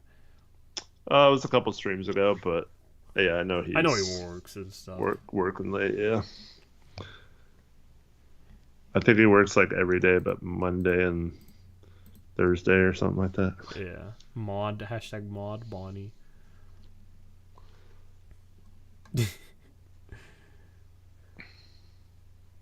Anyway, I don't know where to go with this. We're just going off chat, basically. Around the NBA doesn't work. AJ, if you want Hartenstein, you basically have to trade out Hart and have it be part of a bigger package. I think I'm going to get Taco Bell after this. Nice. Yeah, I got a gift card. So, that's cool. Nice. So Blazers are still... I mean, they're still only 5 games back at third, man. 5-game winning streak, and we're there, right? Okay, so Array says Jalen Hardy, he torched the Blazers in both games this weekend, and we need fourth quarter scoring. He didn't torch him in the first game. He torched him. He did a couple things in garbage time, but he played like some meaningful minutes and looked awful in the first game. I thought. Mike Ferg, how much does Jay Crowder make? If you guys don't know how to find it, just go to spotrac.com. Well, here's the thing. One, why would Dallas trade Jalen Hardy unless Jaden? you said Jalen. Yeah. Yeah. So yeah, my bad. Oh, is it? Now I'm confused. I think it's Jalen. No, it's Jaden Hardy. I have his stat sheet up right here. It's okay. Always been Jaden Hardy. I don't know. Now I'm confused. But anyway.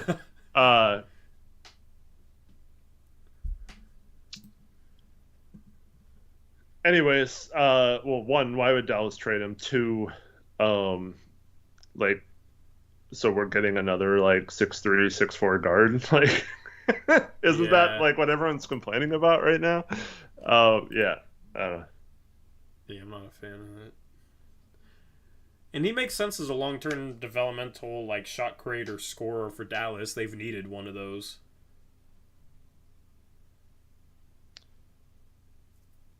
E-Ray says, check the box score then, Tori. I mean, I was at the first game. I watched the game. I didn't think he looked too impressive on either side of the ball in his meaningful minutes. He made a couple silly mistakes. I don't know who you're talking about, E-Ray, but Jaden Hardy's been in the NBA past couple games.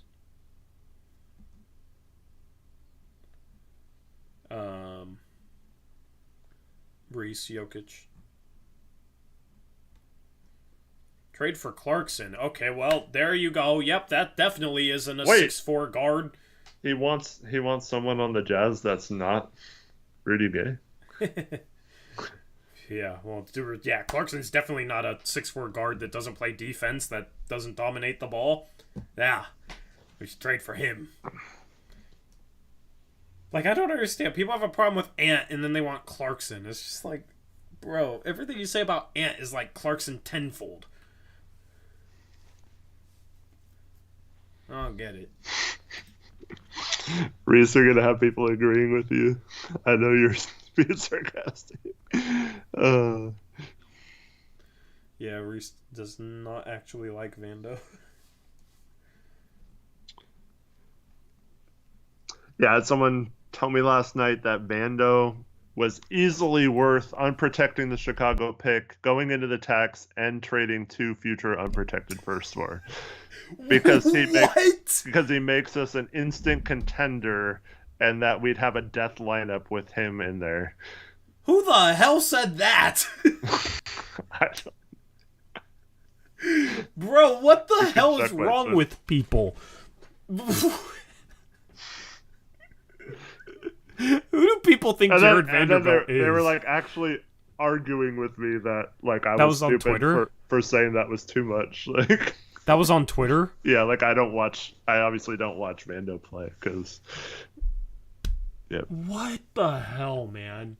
And then I forgot who it was, but someone brought up that because their point was that Vando was single-handedly had the Minnesota's defense respectable last year, yeah.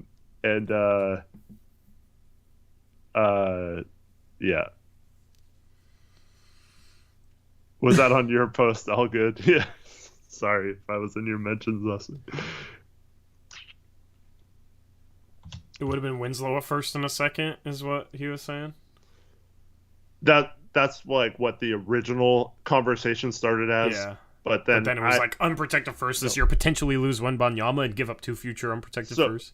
Well, I put when you factor in that we don't have a future first, would have to somehow make our protections or unprotect 1 pick, and then give up a future first, and go in the tax. Like all those things combined just makes that's like a no for me. And then this person was like, how could you say no? He's easily worth that, if not much more. And then like yeah. I wonder who he watches. It wasn't a he, but yeah. Oh, I wonder who she watches.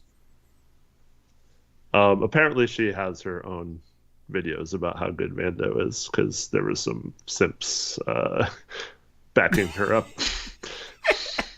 Yeah. Who are we talking about? What? I don't know. How did I miss this? Okay, I'm going to the mentions. Let's see here. All right. If you don't follow us on Twitter, it's a great time, obviously. So follow us on Twitter. Links in description box below. I am very curious now, and I cannot pass up the chance to. But yeah, Reese had some great stats for me, and the conversation kind of ended because it was like in the playoffs last year, Minnesota's defense was like 8 points per possession better with him off the floor than on it. And then this year, Utah's defense has been 9 points per game better when he's not on the floor. And everyone just says he's like this awesome defensive person, but like how can you say that when the on-off stats are so glaringly skewed the other way?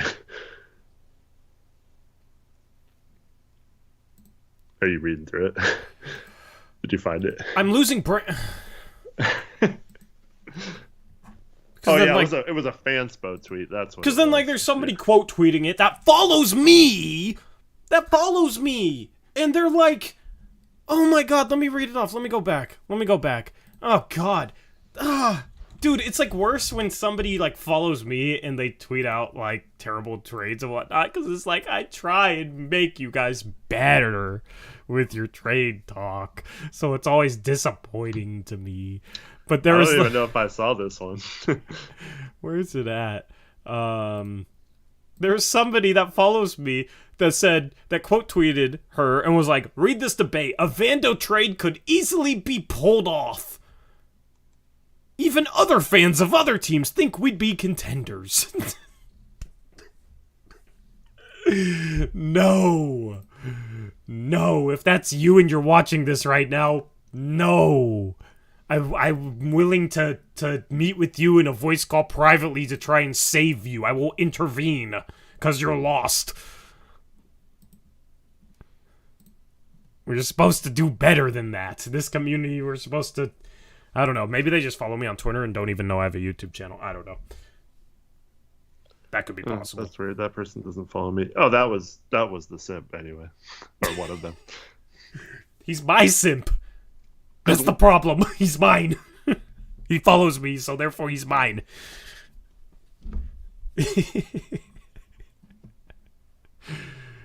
Dang it. Because that same person was like, I admit I was skeptical of the weird niche corner of NBA fans that are obsessed with Vando, but your tweets and videos over the years have converted me. You were right to be skeptical. No, you were on the right track and then just turned right off the cliff. God dang it. That sucks. Dang, Eric. You should get a wig. That person doesn't follow me, so. Oh, well, that's why. If they followed you, they would, yeah. They follow me, so of course they're not as, yeah. Dang it. I'm not as good of a leader as you are, obviously. So. Oh, this is funny. Anyway, yeah. I mean, Vando would be nice, but not for giving up a chance at Wembanyama, dude. What the hell? Tori, do not look this up, please. Like, be honest, okay? Okay. How do you think Vando's doing from 3 this year? Chat, don't cheat either. But answer if you don't know. If you know, don't. He doesn't shoot many. He shoots wide open ones. He went off against us, so it's like, oh, look at him. He hit 4 threes in a row. But, like, if I was left that open in an NBA game, I might be able to hit 4 threes in a row. Like, I wouldn't rule that out. Shoot, I hit 4 threes in a row against a former pro player today, but, you know, we don't talk about that. I would guess, like, 31%. Okay, so he has hit 15 total threes the entire season. Yeah. The entire season. That includes the game where he went 4 of 4 against us, right? Yes, of course he did. Outside of the one game where he went 4 and 4 against us, he is 11 for 42 from 3 on the season. Like, so he's hit 11 threes in like 40 other games. He's hit 11 total threes. So it's not like, even if he was shooting a good percentage, it's still not even. I think he's at 32% last I saw, but like, yeah, that's 32%. Yeah, it's just not a case where he's like an actual shooter. Somebody asked what former player. Very low level overseas, but he did play at Portland State. I'll say that much. Played with Ime Udoka. Started, I think, actually. So. Hey, I was on fire from 3 today, guys. I hit 4 straight. 2 of them were tough. One was like a deep pull-up, definitely NBA range, probably a little deeper, and one was like a fadeaway out of the triple threat because the shot clock was low. I mean, but for the people who say he was better earlier in the season or whatever, but like he still was only shooting like 1 a game.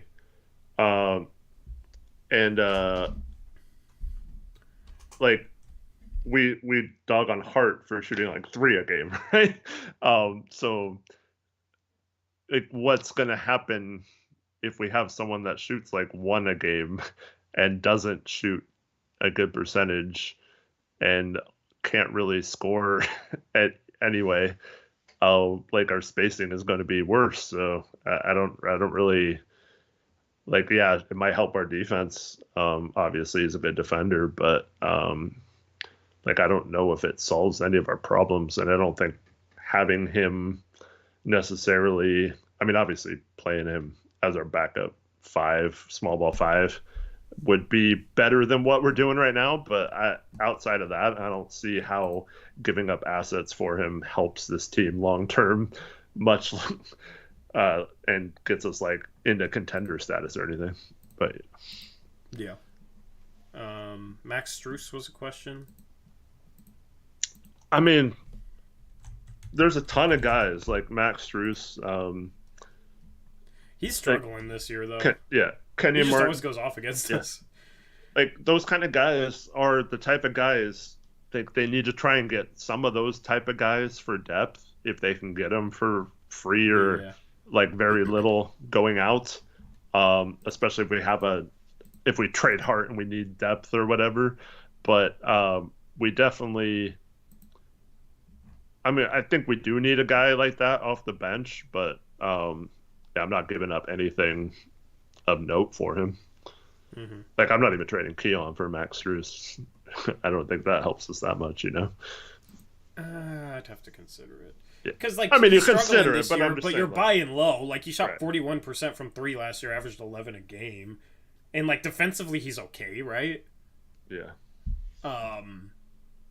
And he's, like, 6'5", like, wing, just shooter. Can play that shooter role off the bench, which we kind of need to fill. But also, I'd prefer for that guy to be, like, taller to play a forward spot.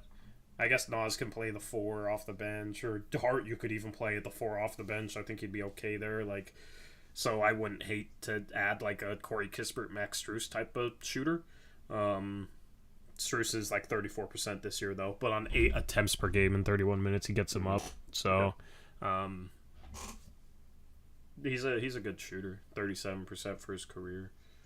Kenji Moto says, question, are you Eric with a K PDX on Blazers Edge, LOL, at Eric with a C Brant? No. What?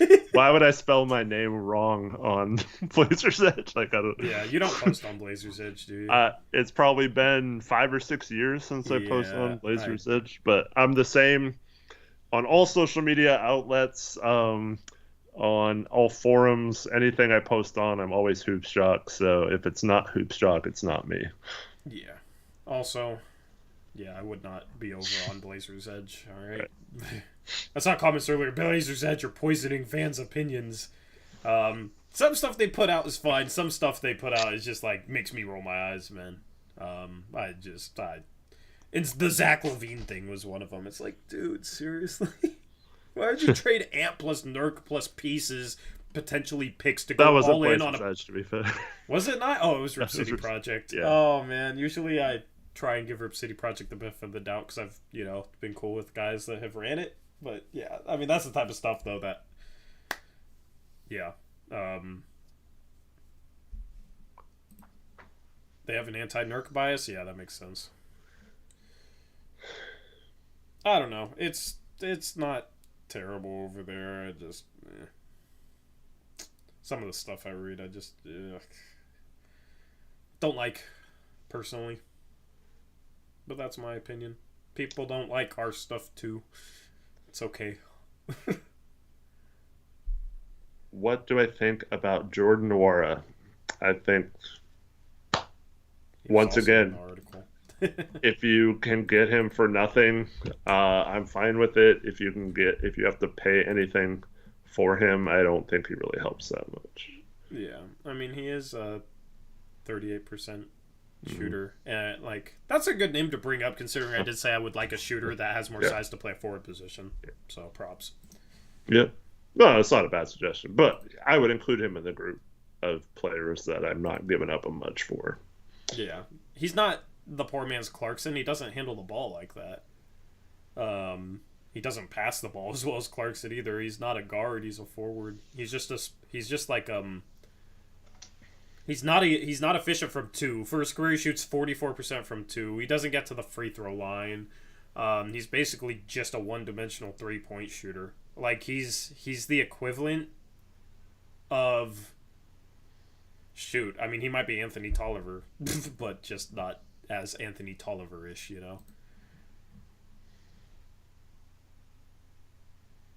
I mean, he's also in a really good situation for a shooter. Still only shooting 38%, so yeah. Yeah, like I wouldn't play him. I wouldn't trade for him to play him. Yeah. He's Najee Marshall light? No, he's not. Sorry, Arcade. No. Not to be mean, but no, he's not. Najee Marshall's a lot better defender. Najee Marshall could always handle the ball too, though. Like, could always make plays for others. I thought that was the most underrated part about his game when he went undrafted. I think I had like a borderline first-round grade on him, and it was because he plays defense, he can handle the ball, he's like an okay athlete, he's like fluid though, and it's like he can make a play for someone else, and also, like get to the rim, finish a little bit. So it was like, okay, well, if this dude can never shoot a 3, then how is that not just a really good role player? It baffled me. I never understood why he was so lowly regarded. And Now it's like he's exactly what he was in college. Plays 25 minutes, averages only 2.5 assists per game, but will generally make the right play. He doesn't turn the ball over much, only 1.3 turnovers per game. Shoots 34% from 3. That's okay. He's a good defensive player and can make the right play. That's a good role player. Nwora in college was basically a guy who just chucked shots. And now in the NBA, he's just a one-dimensional three-point shooter. So Najee Marshall, the one thing holding him back was always the three-point shot, and he was solid everywhere else. Nwora, it's actually the opposite. But Najee Marshall is another one of those guys that I wish we had gotten, because I would like them. Oh, you mean when he made, or he's only making $1.7 million this year, and we ended up with Elijah Hughes last year instead of him? Oh, God. Who's not even in the league anymore? Why? And we gave up Nikhil Alexander-Walker to get Elijah Hughes, basically. Oh, and the bird rights to Joe Ingles. That was really important that they said. Joe Ingles had a great game today, too. We just let him walk. Cronin, man. Cronin, yeah. Because I forget about how all that went down. Swing and a miss. I don't know if Cronin knows how to evaluate like these lesser guys. I don't know if he's going to be any better than Olshey in that regard, because Olshey wasn't good either. The Max Struces, the Najee Marshalls, finding those types of guys. But yeah, they got... I mean, look, they got Trey Murphy 17, Herb Jones in the second round, Najee Marshall undrafted. Like, that's great value on those pickups.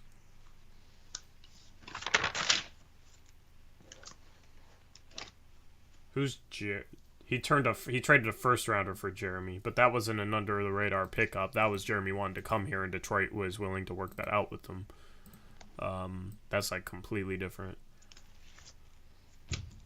But Ingles would be nice to have right now. Are you punishing your paper? I was just circling the teams that won in picks today, so I could do that later. Oh, and, yeah, I don't think it was a good picks game for me. Fortunately, I only got one, right? You won one of your double downs. Okay, the Sixers pulled out the Clipper game. Yeah, I got the Spurs right. I took the Blazers like a moron and a bozo, so I was 3-3. Yeah, that's fine. So you lost ground on me. Yeah, I was 1-4 today. So 1-4. So we're tied now. You were 2 and I was 3-3. 3-3, yeah. Yep. So we're both at 98 wins. Jackson, I assume, didn't go winless. Yeah, so we wouldn't have been able to. Well, it depends, because he signed for what, $6 million this year, Joe Ingles. I think we would have had just enough room. We would have been in the tax for sure, but we could have signed both Joe Ingles and Gary Payton. Like, obviously, I'd rather have Payton if they're both Joe healthy. Ingles would be so nice on our bench right now. We need extra ball handling, playmaking, shooting, and some defense from a forward spot.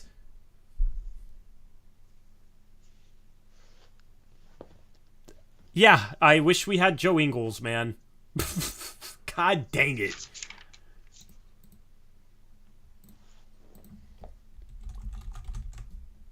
Like, he struggled a little bit when he came back, but he's had some, like, solid performances. And it's like, given how low our bad our bench is, like, I'll take an inconsistent Joe Ingles. Yeah, I don't think they were going in the tax for Joe Ingles. So that's... Yeah, I know. It's just frustrating. It's like, why did you try and get him then? Reese says he's mid. Dude, he'd be the most well-rounded offensive player on our bench right now, Reese. Yeah, no matter how mid he is. Yeah. It's a sad state that that's a true... Like, both of you are correct. Reese is correct that he's, showing signs of getting towards the end of his career, but also he's still probably more effective than most of the players on our bench. Yeah, and I mean... Today, the Bucks were missing Giannis and Middleton, but they beat the Raptors 131-22 off the bench. Joe Ingles in 31 minutes, 4 for 5 from the field, 2 for 3 from 3, 5 for 6 from the free throw line. He had 15 points, 8 assists, and 6 rebounds. And a block. No turnovers. That would be like the best game anybody's had all year off our bench. Like, has anybody off our bench had a better game than that? All season. 15, 8, and 6 on 4 for 5 shooting. I don't think so. What about that game? Winslow was like 3 for 3 from 3. Was he starting that game? I mean, he probably had, like 12 points and, 4 assists, and we were like, oh my goodness, Winslow he had a great game. I think he almost had a triple-double one game. But it might have been one of the ones he started. I will find it. I will go to his game log. All right. I will go to his game log. Like, I'm curious if we've had a better performance than that all year long off our bench. So, yeah, give me a guy that can occasionally have a game like that. Sharp had 20 one game and then got pulled and didn't play again the second did he half. Have 8? He had, 1 assist probably and 3 boards? Yeah. Ingles had 15, 8, and 6. Kenjimoto, man. You should really look up the rest of the stream when you have a sec. We're very anti-trading Ant. Yeah. Winslow started that game. Yeah, he had 21 points, 5 rebounds, 4 assists, but he started and played over 36 minutes. What about the one he almost had a triple-double? When was that? I don't know. I thought he had I don't remember how many points he had that game, but I thought he had 9 and 8 or something. He had a game, he had 12 points, 9 assists, 9 rebounds against Phoenix back on November 4th, but he started. Yeah. So that was the game where Dame and Ant missed, and the Jeremy Grant buzzer beater game. Yeah. Yeah. Yeah, we are not on the Ant trade. I think the trade Ant train is just ridiculous. Yeah, I think you need as many elite players as possible, and I think we have 3 for sure. I think there's definitely 3 that could be part of a rotation on a really good team, a contending team, and that's Nurk, Gary, and Hart. If you can upgrade those guys, sure, but I don't think they're necessarily the problem. I think you just need that 7th and 8th guy to be better complements or, fill those weaknesses of the first 6, and I think you're fine. But Dean Wade signed an extension, and he's not going to be easy to get because they like him, and he's hurt right now. But yeah, I don't think he's someone that's a realistic option.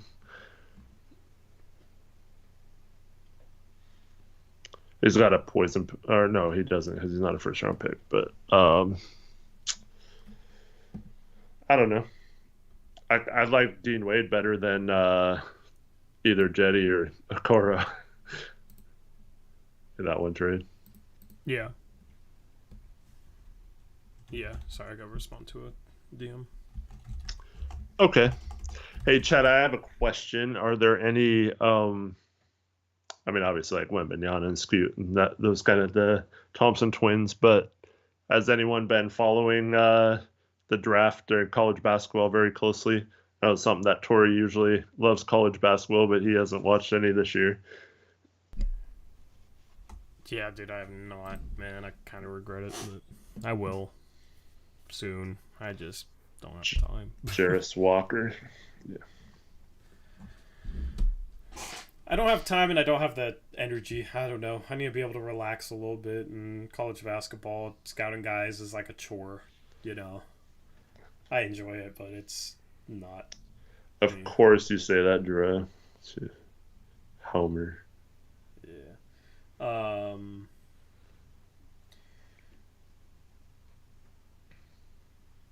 If you're a Nuggets fan and you're in here, shout out to you. We had a lot of Nuggets fans watching the preview, Eric, earlier today. Nice. It was cool. Made sure to plug the trade deadline stream. I'll do that for all of those, but we're very close to 7,800. What are we at right now? 1 short. So if you're not subscribed, you can be our 7,800th subscriber. No, Kenjimoto. Miles Turner is not a possibility.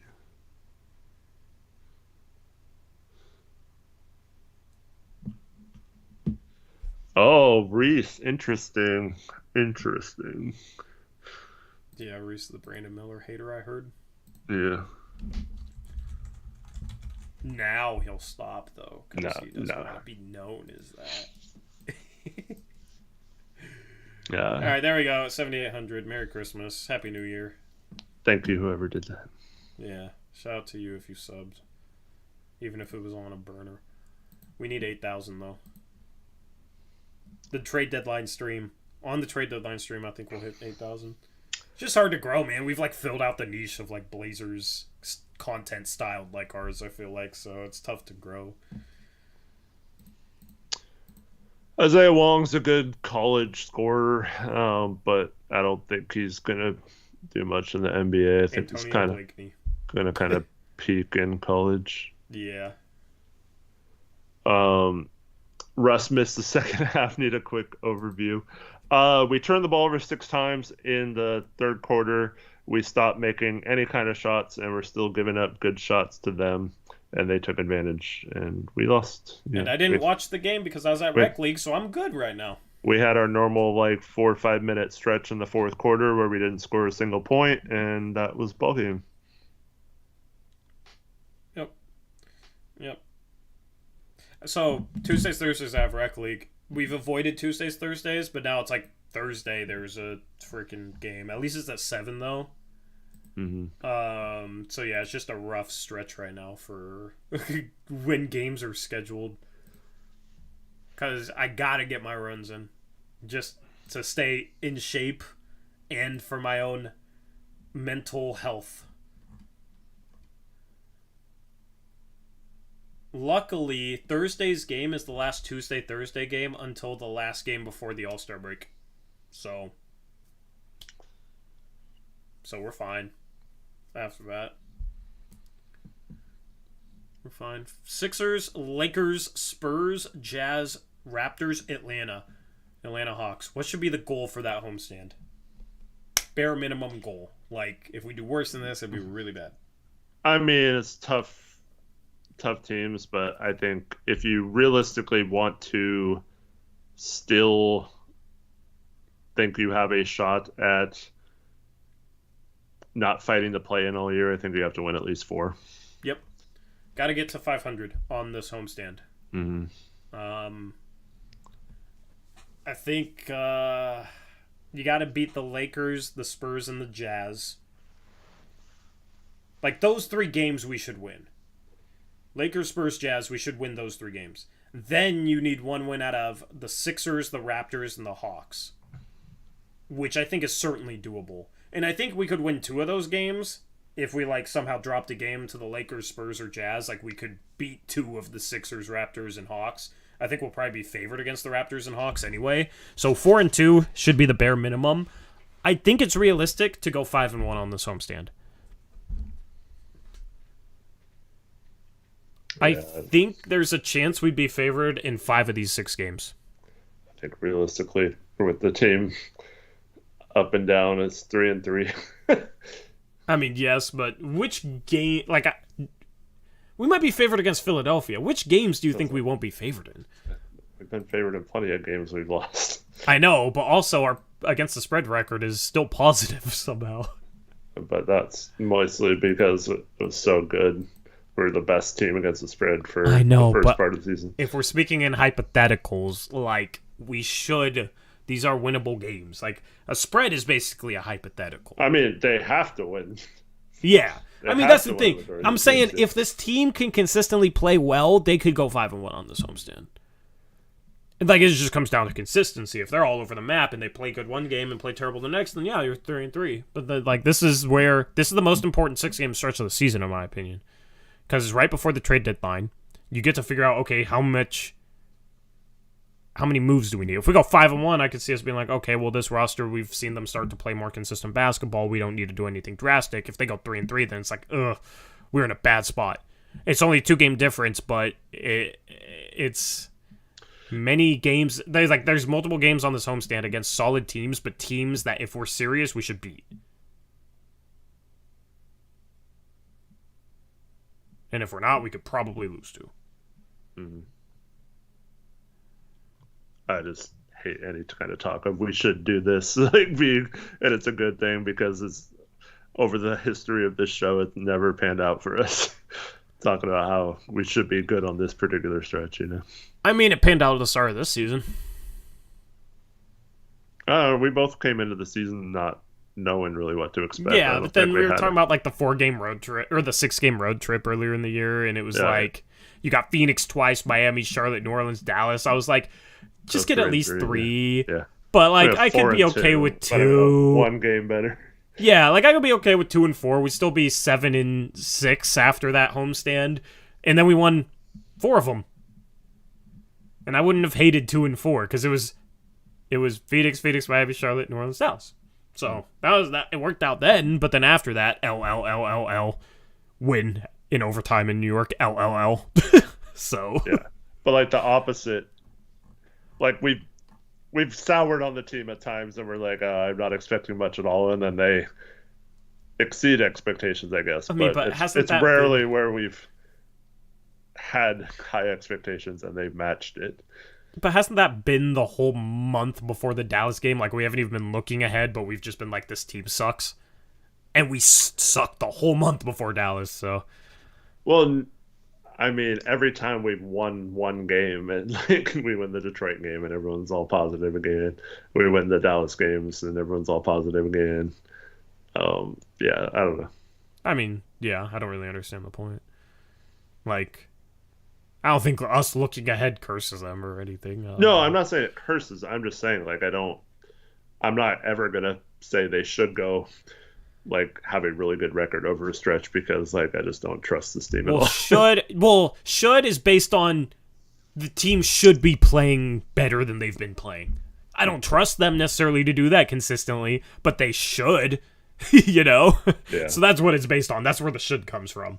So when I say they should go at least 4-2, like that's based on if they're playing solid basketball consistently, they should at least go 4-2. Mm-hmm. It's possible they go 0-6. I don't know. Yeah. Side note, Mom, he's not really mad at you. Don't just go to the Blazer game. It's fine. Oh. I have no idea what we're talking about, but oh. Oh, my son has his first ever 4th grade basketball game. It's not. I mean, yeah, it's important to him, but it's not going to be anything that she's missing out on. Like, let's be honest. Well, tell Flynn I said good luck. Yeah.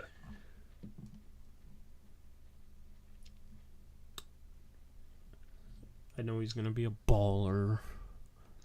Because he's big, man. He's big. I don't know. We'll see. We'll see. He doesn't have any, like, he doesn't have a lot of time playing basketball, so yeah, he's still, like, very much in the early process of learning the game and stuff, so. Yep, absolutely. By the way, for those who have asked about our next watch party, February 13th, day after the Super Bowl, that Monday, against the Los Angeles Lakers. Figured those tickets are going to be expensive because it's the Lakers, and not many people will be going to the game. Zach, have a lot of Lakers fans there. Zach, if they gave these teams like 5 hours to play basketball, I don't think either team is scoring 40. Let's just put it that way. That's the level of basketball we're talking about. Probably going to be like 16-12 or something. I averaged like 2 points per game, 4th and 5th grade. Then my mom, I wasn't aggressive enough, so my mom was like, I'll start giving you, $1 for every point or something like that I scored. And then I started averaging like 20 a game. It was like the best player on the court and was getting paid to play, baby. Let's go. Yeah. There's all kinds of parents that do that in when I've had my kids in soccer games. Yeah. Did you average 2.2 in 4th and 5th grade? Probably. I don't even know if it was that much. I averaged more in college than less I did than in 2.2. 4th and 5th grade, yeah. Yeah.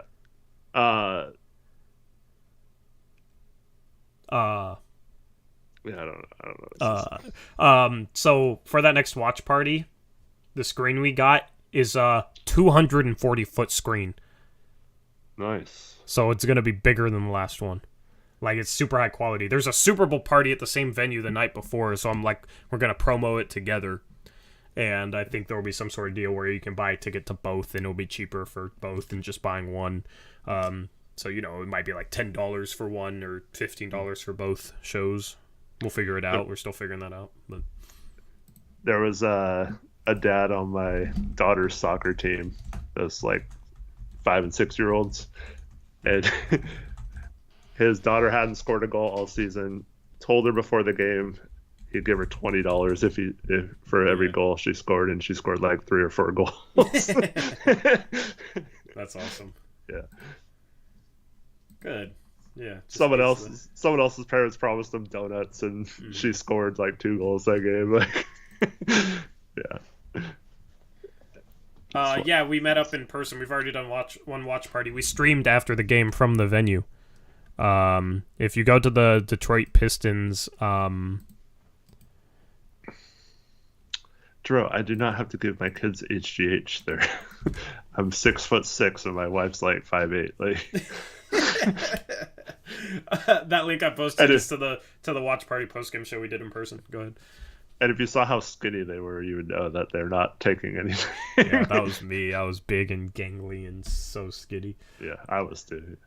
Yeah. Zach said he'd score 12 goals for some donuts. Yeah, that's a very good bribe for like Stop a 6-year-old. making me hungry. I need food.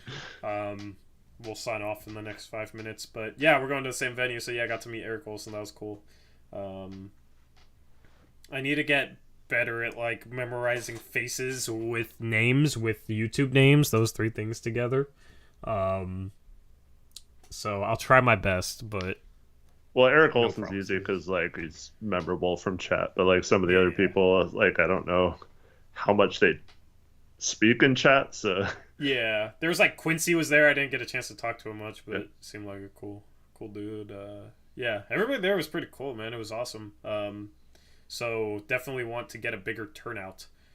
It was a great experience. What day are we doing the watch party? Monday, February 13th, the day after the Super Bowl. Mike Ferg is going to be there. Awesome. Let's go. No, it's just fun. The food was phenomenal. Oh my goodness. Yeah. Like, that's the best food I've had. I felt bad, though. He, like, made all this food and not all. I mean, some people ate, but not yeah.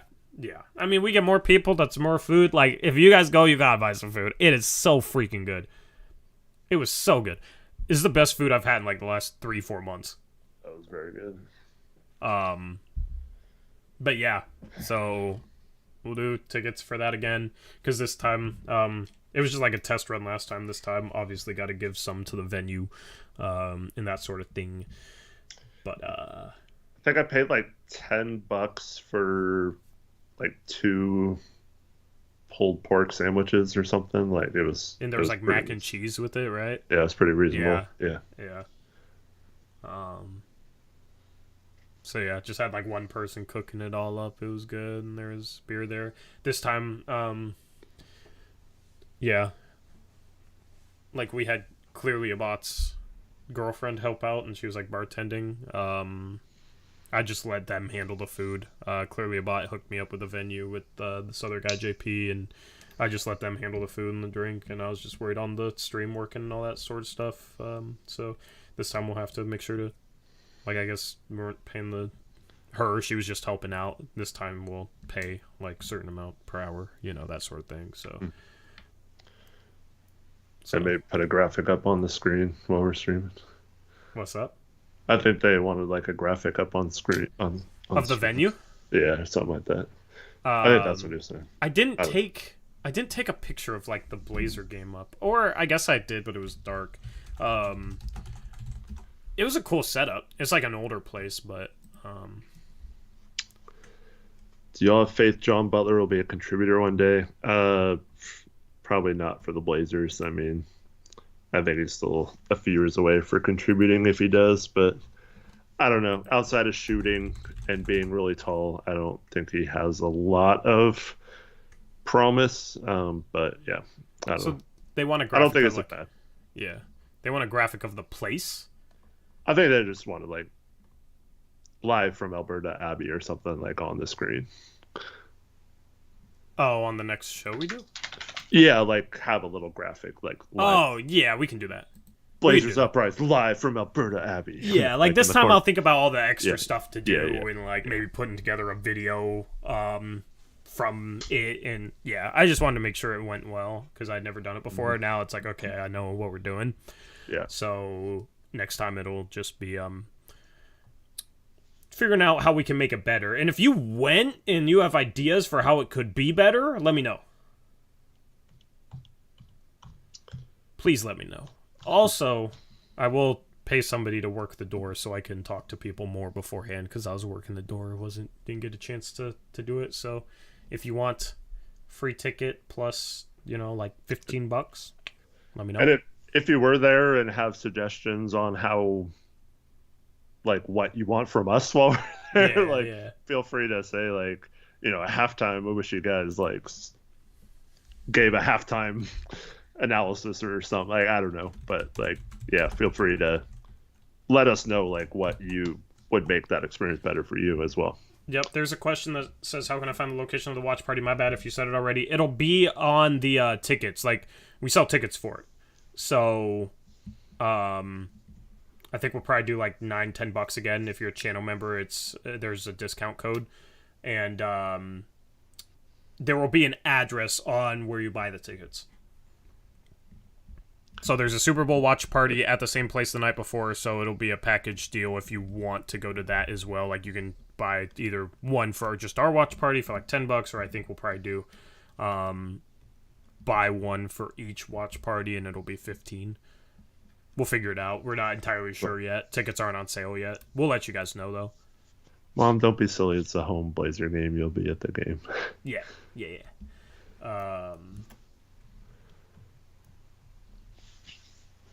But yeah, weekend dates are hard because the venue's normally booked. But yeah, so day after Super Bowl, February 13th. Hopefully get to meet more of you guys because it was a cool experience, and then streaming live was a lot of fun. We'll have to maybe figure out how to make the audio a little bit better. Yeah. Maybe I'll invest in some like clip-on mics or something that are solid. And that'll be cool. Mm-hmm. And then we could use those for Rip City 3-on-3 if that comes back. Sew them into the jerseys or something. That would be dope. Today's game, we have Torrey Jones mic'd up. Mic us all up. Dude, I want to make like a... Okay. So, if you guys don't know, alright, this is the last thing we're going to do, though. We're going to end this through.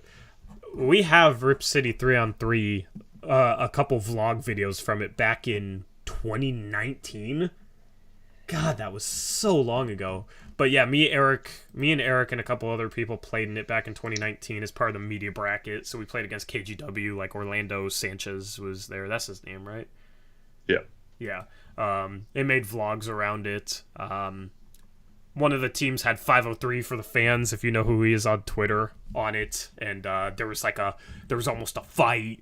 Because Damani. I was going to say, you can't mic up Damani. He talks way too much. I just bleep it out. No, I'm definitely miking up Damani. I'm definitely miking it up. Yeah, like, I know somebody that'd be willing to help me that's, like, really good with that type of stuff. Like, I'll shell out a little bit of money to get her help. And, yeah, I want to just make it a whole, like, over-the-top, cheesy, like, production. Just make it funny, but also vlog, like, the Rip City 3-on-3 experience where we just dominate smaller media members. Mm-hmm. We actually finished second the year before. We didn't win it the year before, but yeah, so this season, or this summer, assuming it comes back, we'll do that. And it's great off-season content. Let me go to their website and see if they've said anything. Also, we'll let you know when we're playing. You guys can show up and be our can have crowd. A rowdy crowd. Yeah, we need chants going and everything. We need like 100 to 200 people there to show all the real media who the real media is, right? All our anime profile picture followers. Yeah, showing up in like the freaking hats with the bunny ears and stuff. What? I don't know. You know those anime hats? I don't know. I don't know how to explain them because I don't even know what they are. But Zach, is Zach here? Zach knows. Zach is here. Yeah, Ol Jakob wants us to go do one in Norway. That'd be cool. Zach even says what? Shout out Jakob. Speaking of Jakob, 20 Norwegian Crony Dono says, quick game recap, just tuned in. Blazers lost. Jokic 13 for 14, 36 points, 10 assists, 12 rebounds, triple-double. We did nothing to slow down his passing or his scoring, and then Dame went off again, but Simons kind of struggled to make shots, so now everybody wants to trade him because they can't handle a bad shooting game or two. And, yeah, we couldn't defend Denver, gave up 73 points in the first half. Portland only had 67. Despite Dame having 30 at half, we were down 6 at halftime. MPJ just shot over Dame and Ant for the most part of this game, 9 for 13 from him. And, yeah, it was just not a great game. Portland only shot 13 for 40 from 3, so not a great three-point shooting night, 32.5%. The refs apparently were bad down the stretch as well. I think I've covered pretty much everything. That was a pretty good quick game recap, I think. Is there anything I missed? No. Zeke Naji went 3 for 8 if you care. Like, I don't know. Anyway. Appreciate the dono, Jakob. Jakob, who's the most famous Norwegian baller? Yeah. Who's the best basketball player from Norwegia? Norwegia.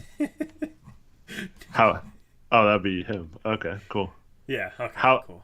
How pumped would you be if, like, there was someone from Norway in the league? Yeah. Like, would you follow them like, all the time? Like, would it be crazy over there? Bro, Jackson just showed up just to correct me. Even yes, I know it's Norway. It was a joke. Now Jackson's here. He's been here for a little bit. Him and Zach showed up a little bit ago. Yeah, I think somebody told him, like, yeah, Tori said you haven't been at streams lately. Or in post-game streams.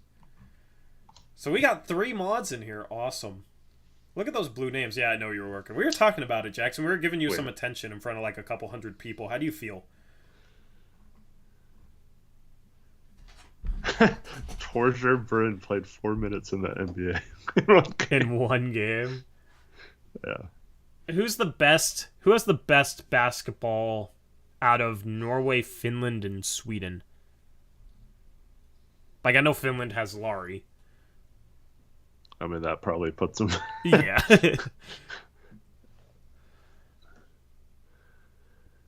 You want to read off Zach's comment? The finisher. You should read off Zach's comment. That's actually a cool nickname. Yeah. Zach says he hasn't been working, he's been twerking. Oh, I wanted you to read it verbatim because that would have been a good clip. No. I'm not falling for that.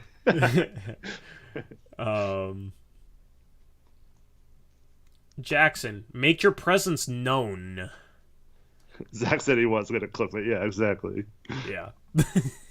I knew what you were going for. I tried to help you out there, and it didn't work. Good attempt, though.